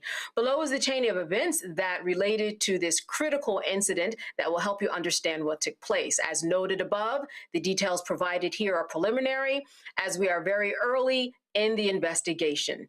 Williams allegedly called police to report a young man brandishing a gun. Officers responded just after 4 a.m. Friday and fired dozens of rounds into Williams after he lifted up his shirt. Williams was unarmed, carrying only water and a bottle. Now, the officers involved in the shooting are on administrative leave, and the incident is under investigation. All right. There's a lot going on. I want to start with you, Representative Jones. I know the attorney in you is itching to figure out just what to make of all of this. There's so many contradictory things in here. I want to know what you picked up on. So first of all, I'm pissed. They murdered him. And I didn't see him raise his shirt to brandish a gun, a weapon. I didn't see that. And I was looking at what you just showed. 1. 2, I don't know how many shots each one of those officers unloaded, but they unloaded a lot of shots. So he's on the ground, and then they're screaming, "Stay down." Let me be clear. Your self-preservation, somebody hits you somewhere and it hurts, you're going to move to touch it. That's just what you're going to do. So he's a threat. He's on the ground. He hasn't shot at you. You've done all the shooting. I'd be curious to know, are they on paid leave? I'm certain they are. They shouldn't be. They murdered this kid. They murdered him. And it's so funny to me, as a criminal defense lawyer, officers get all this advanced training to do things, and every single solitary time that people say they use this excessive force, they always say, "I was afraid." I was afraid. So on the one hand, you have all this advanced training and you should know how to discharge your weapon safely or what have you. But on the other hand, you act like you're a regular person. Which one is it? Do you have special training, or are you scared like a regular person who has no training with guns? But what I literally saw with my eyes is that they murdered that baby. They murdered him. They didn't take time to ask any questions. If he's trying to show them he doesn't have anything, he's raising his arms up. So he's going for a weapon. Why is that? Is that the presumption? But what I'm certain of is if he were white, it wouldn't have gone down like that. He'd still be alive. They'd have been talking to him. They'd have called his parents, or they tried to help him get home, or they'd have called someplace if they thought that he was suicidal. He wouldn't have been dead, and he wouldn't have had all those bullets in him. So the people in Austin are rightfully protesting. And in their little statement, they talked about, in order for us to have a better relationship, there's transparency. Y'all already covering up the narrative. Even the way they wrote their statement to help you understand what happened. So don't believe your lying eyes, man. Go on with somebody else. You murdered him. They need to be sued. Those officers never need to be police officers anywhere else. And I pray for the family of Mr. Williams, because he was murdered by the police, and we should not be getting murdered by the police. But it's 2026. I've been Black all my life. And that's why we don't trust the police. And Dr. Dubinga, they jumped in front of this narrative as quickly as possible, calling this, suicide by police. First of all, how interesting that they would think that a young man would think this through, and that, it's really an indictment on the police that a young man would be able to say, allegedly, suicide by police, because I know they'll kill me. Number one, that's interesting for the police to even say, yeah, count on us to kill you. And number two, they jumped in front of the narrative so quickly, like Representative Jones said, don't believe what you're saying, basically was what you can infer from that. Before you look at anything else, let me tell you what happened. They got in front of that narrative, and we have been seeing a lot of that before any full investigation.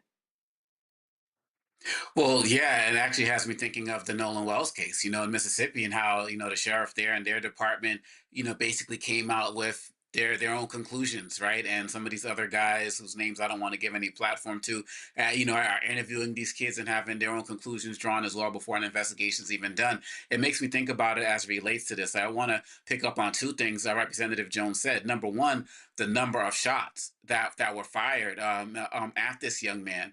It was at least over 12 shots, towards him.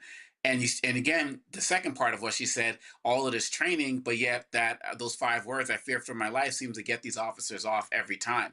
There needs to be a deeper investigation into this. There needs to be better type of de-escalation. But like we said, this de-escalation seems to work when it comes to white people. Why can't they be coming into these spaces with non-lethal weapons that can still put people down? I understand that people say this isn't like TV where you just like shoot for a kneecap or something like that, but you can come in with non-lethal weapons. But when it comes to our community, we don't get that benefit of the doubt. So given what we know, as Representative said, we've been black all our lives.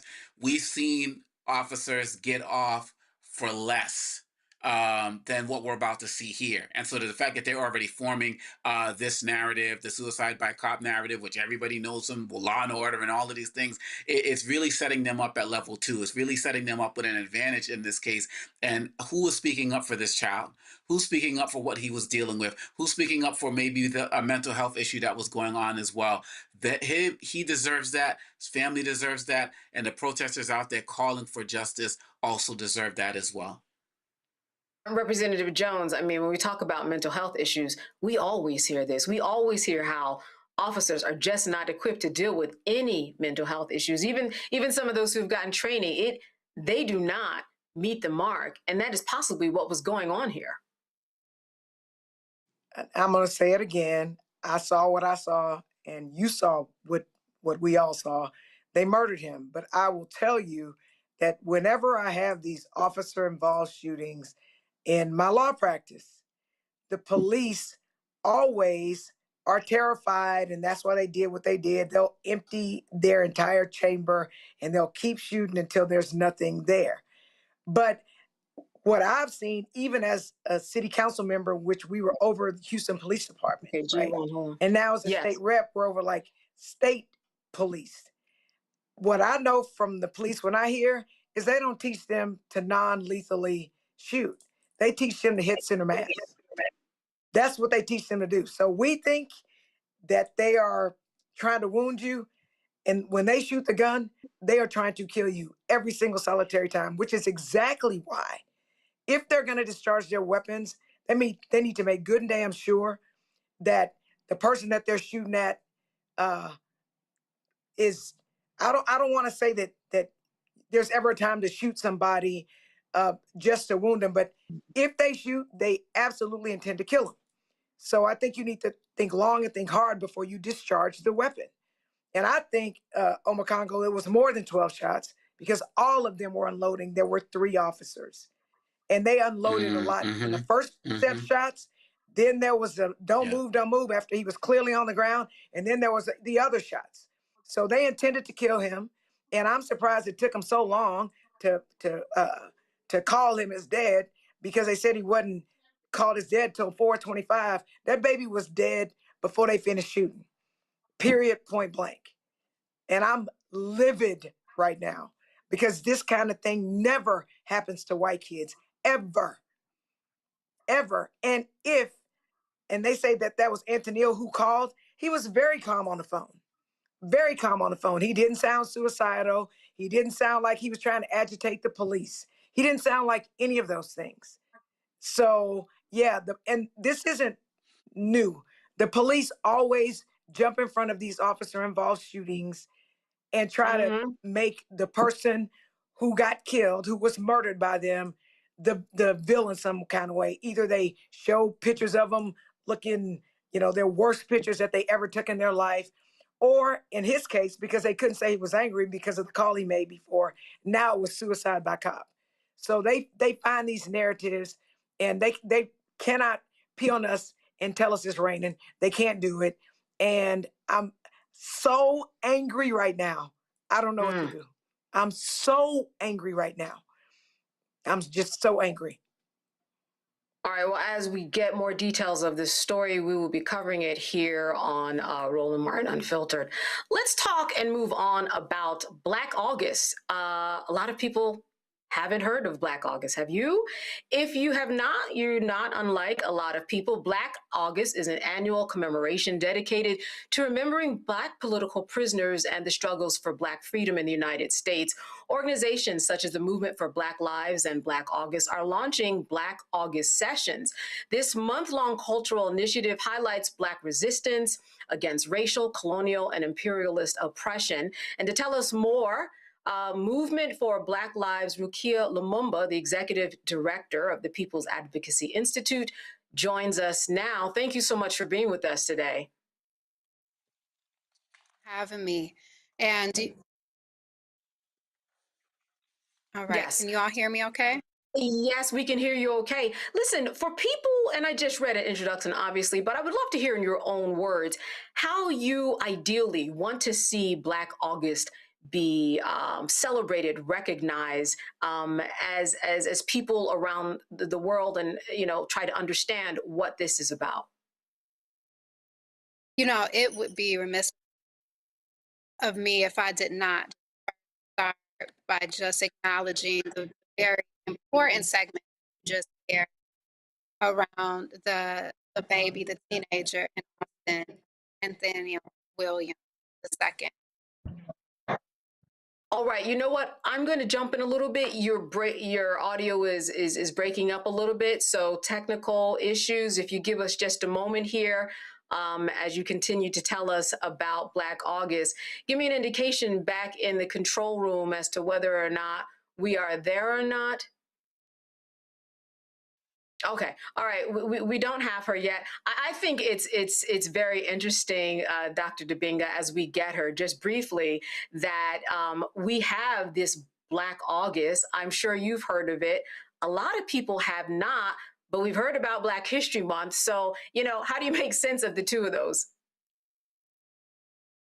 We have different holidays, throughout the year that honor much of America's heritage as relates to white people. And so I feel like it's very important that, we can have a lot of diversity in what we do as well. As Black History Month, MLK Day, Juneteenth. I mean, these are all different types of opportunities to honor us. And I believe, from what I understand about Black August, started, in the early 70s after, two Black prisoners were killed within weeks of each other. And so this is something that we have to be mindful of. There are so many opportunities to honor what has happened in our experience that for those out there who try to just give us, those 28 days and say call it a day and really want to do anything about that, we're 365 as it relates to our experiences here in this country that we built.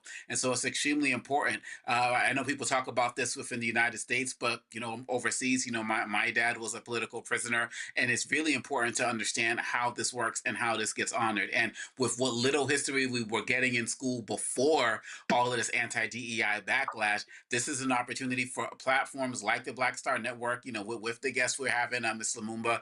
I mean, my dad was and we actually have her. Lumumba's teacher in Eastern Congo. So this is extremely important. Yes, and thank you for that. We have her back, Ms. Lumumba. Thank you so much for being with us. You said that you would be remiss if that's where we dropped you. Yeah, if I just didn't start by just acknowledging Anthony Williams II and his heart in his killing, and so just want to start by that. And this is why Black August is so important. It is a time that we acknowledge our countless organizers, activists, and freedom fighters who sacrificed their freedom and their lives in the struggle for Black liberation, something that we're still fighting for today. It is a month of remembrance, of reflection, of study, and recommitment to our ongoing struggle for Black liberation. As our beloved currently incarcerated elder Mumia Jamal tells us, August is a month of meaning, of repression and a radical resistance, of injustice and divine justice, of repression and righteous rebellion, of individual and collective efforts to free the slaves and break the chains that bind us. Those are the words of I'm going to jump in. I want to jump in and ask, how can you direct people to celebrate and recognize these Black August sessions? What's a good way for a community to start if they have not been doing this? What are people already doing that you think is worth repeating? Yeah, one, you study. August is about study. It's about training. It's about fasting, and it's about fighting. And so we study during this month, study about our history, all of the great struggles and the great victories that we've had in August, but also all of the great hardships that we've had.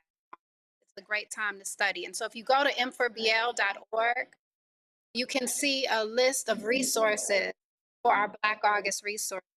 It's about training. It's time for us, we have to be healthy. We have to exercise. We have to be ready at any time. What they say, we have to stay ready so we don't have to get ready. And it's also about fasting. Fasting is important. It's about discipline, the ability to discipline our minds, our bodies, our souls. So whether it's fasting from sunup to sundown or giving up something like sweets or choosing to only eat at certain times of the day, it's about that discipline, exercising that discipline. And then it's also about fighting, continuing to fight for our justice, for our people, and for a liberated and a better world, right? And so that's what Black August is about. Yeah, and we've run out of time, but I just want to highlight again Black resistance against racial, colonial, and imperialist oppression. I want to thank you so much for giving us an idea and filling in the blanks for a lot of people who don't know what Black August is all about. Thank you so much for being with us, and good seeing you. Thank you. Appreciate it. Absolutely. All right. Let's go to a commercial break. You are watching Roland Martin Unfiltered here on the Black Star Network. We have another guest for you. Stay with us. It's a good one. All right, folks, let me get personal for a second. My mom had questions about her Medicare, so she called Chapter, a Medicare advisory company, and she texted me right after saying it's a great benefit. It was easy. A real person walked her through the whole thing, and now she understands better what's going on. But it's not just her. A woman in Yonkers wrote in saying the process was so simple, the enrollment was easy, and she was so glad she called. Then there's Marilyn, 90 years old, in Florida, living on Social Security. Her premium climbed every single year north of $400 a month for coverage she could barely afford anymore. So what does she do? She called Chapter. They found her the same top-tier coverage for hundreds of dollars less. 90 years old, and finally somebody in her corner. I hear stories like that again and again from our community. The Medicare system was not built to work for you. Too much fine print, too many plans. Yet Chapter's advisors are independent and honest, the only Medicare advisors that compare every plan nationwide. They're focused on one thing, what actually works for you. If you're already in the right plan, they'll tell you. No games. People who switched with Chapter saved an average of $1,100 a year. All it takes is 20 minutes. You talk to a real person, and it's completely free help. So call Chapter at 724-264-8281, 724-264-8281. That's Chapter. Let me ask you a question. Why do so many people seem to think they know Black men so well? What they think we want, what they think we need. Hell, they even tried to tell us why and how we voted, but never had a conversation with us. Never asked us how we felt, what brings us joy, what makes us angry, what makes us scared. How do we live? That's what this show is about. No translation, because we don't need anybody speaking for us. We can speak for ourselves. This will be a show where we bring brothers on that you don't see on every other talk show. Nope. Brothers that are doing work in local communities with Black men for Black communities. We're going to hear each other and try to understand so perhaps we can move forward together. No translation, because we don't need anybody speaking for us. Nope. What we need is each other. No translation, right here on the Black Star Network. Check it out. My name is Bill Duke, and you're watching Roland Martin Unfiltered.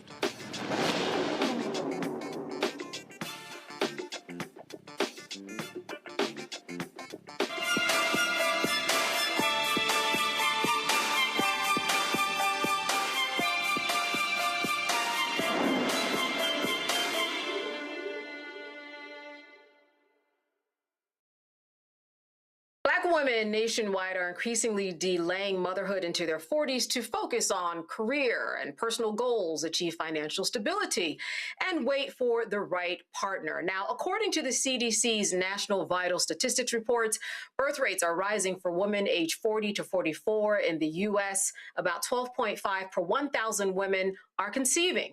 Though it may not be too old to have a baby, it might be harder to conceive, stay pregnant, and deliver without complication. And joining us now to discuss all of this is OBGYN Dr. Rashonda Mitchell. Thank you, Dr. Mitchell, for being with us today. Listen, a lot of people are thinking about having children, even within my friend group, or even adopting babies, right? Because sometimes that's the option. But what are your thoughts about, the right way to approach this? Because when you are in your 40s, it's very difficult to have a baby. So what are the questions that you should be asking yourself to say, this is the right decision for me? Right. So thank you. First, thank you for having me. I really appreciate it, being on here to discuss such an important topic. But I think there are some questions that we should ask ourselves if we are choosing to have children after the age of 40. And I think we should reframe it as not a delay, but we're choosing to have children after the age of 40. And some questions that you really want to ask yourself is, what is my current health status? Because your future really matters when you take a look at everything, such as we age, we are more prone to chronic diseases such as heart disease, diabetes, obesity.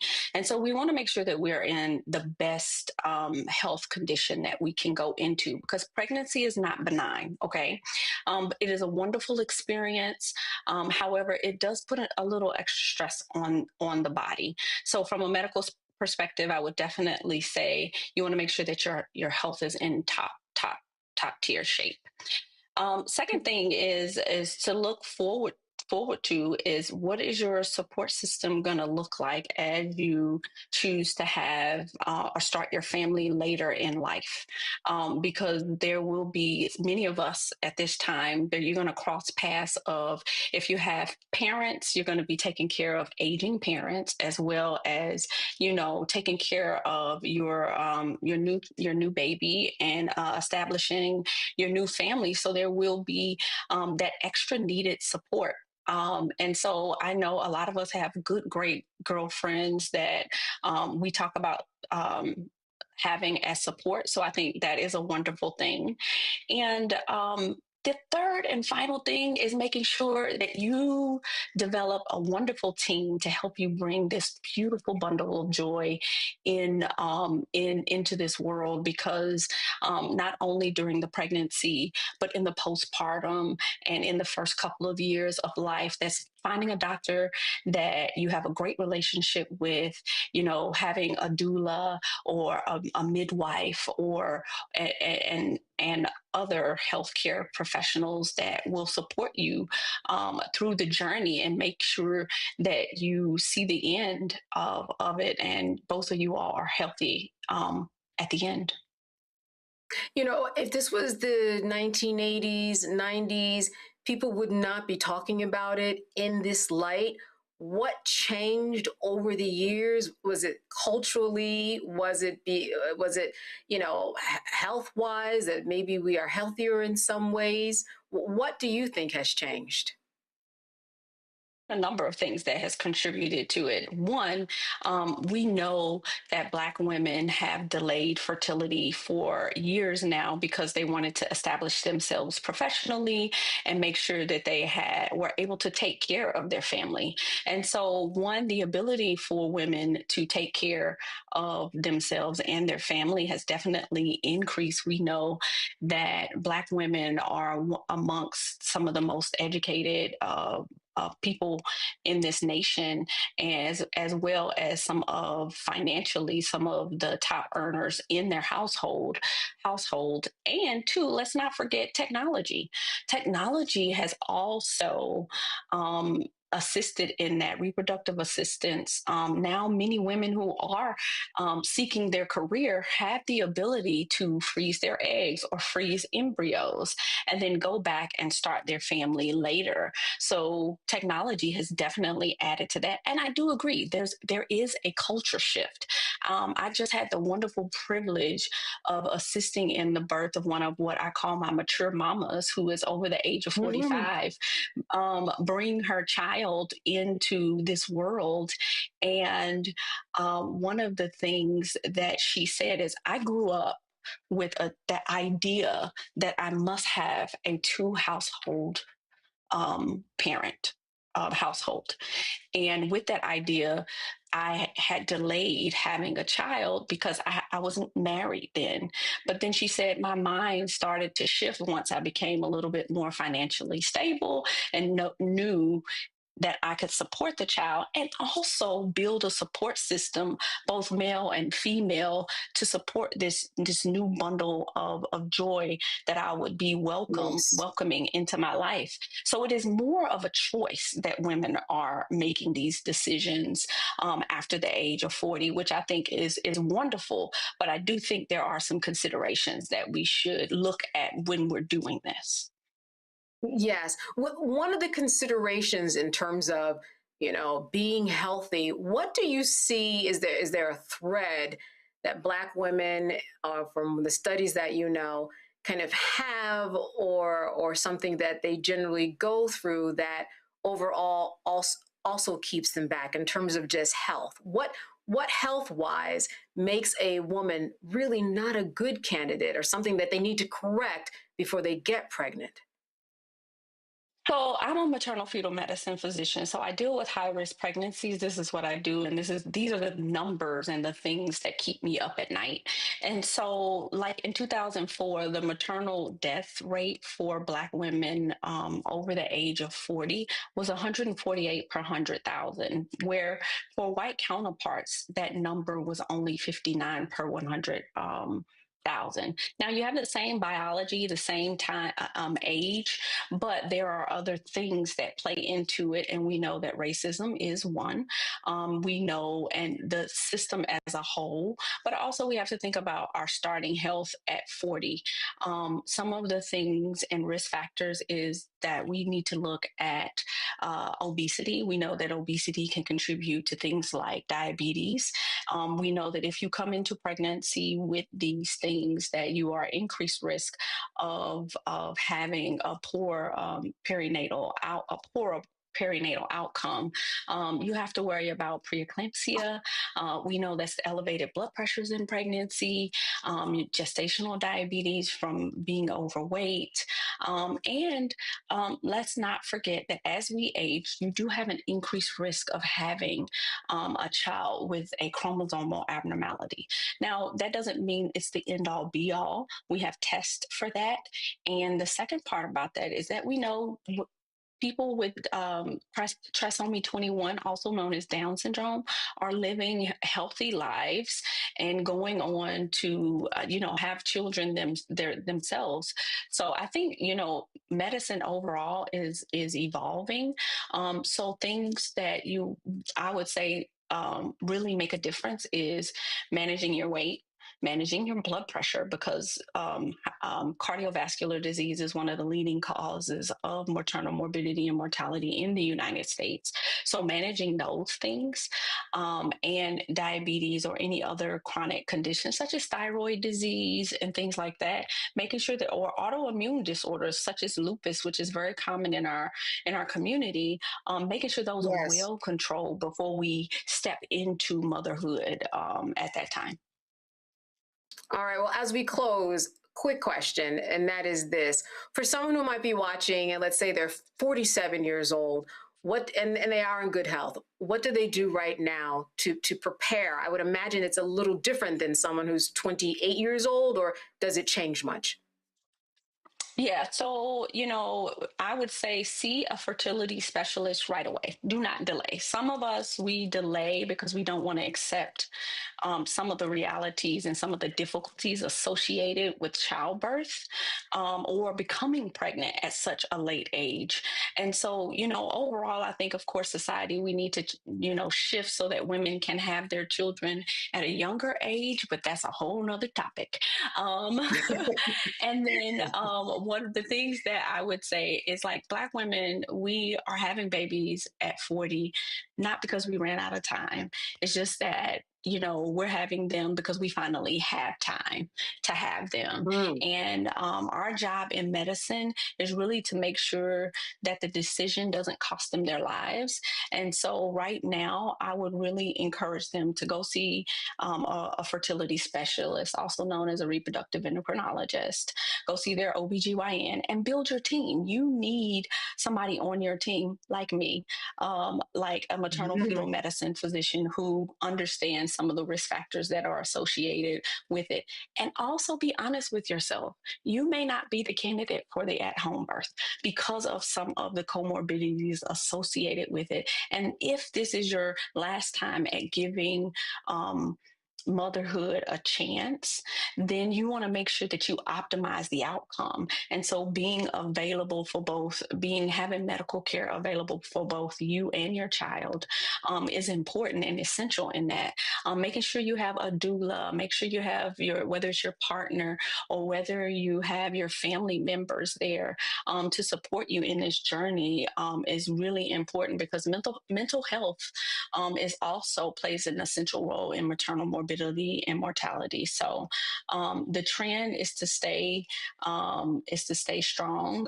We're going to work with you all to decrease this maternal morbidity and mortality disparity. And, those would be the things that I would really encourage them. Build your network, and we are here for you in this community. Come and see us. All right. As you said, Black women choosing to have babies at a later date. Dr. Rashonda Mitchell, thank you for being with us today and catching us up on everything that we need to know for women who are going down this lane. Good to see you and good to have you. All right. Thank you for having me. All right. I also want to thank our guests, Dr. Makongo Dabinga, A. Scott Bolden, and Representative Jolanda Jones. Thank you for being with us today. And thank you for being with us here on the Roland Martin Network, here on Roland Martin Unfiltered. As always, good filling in for Roland. Good to see all the comments come in. And I will see you next time on the Roland Martin Network.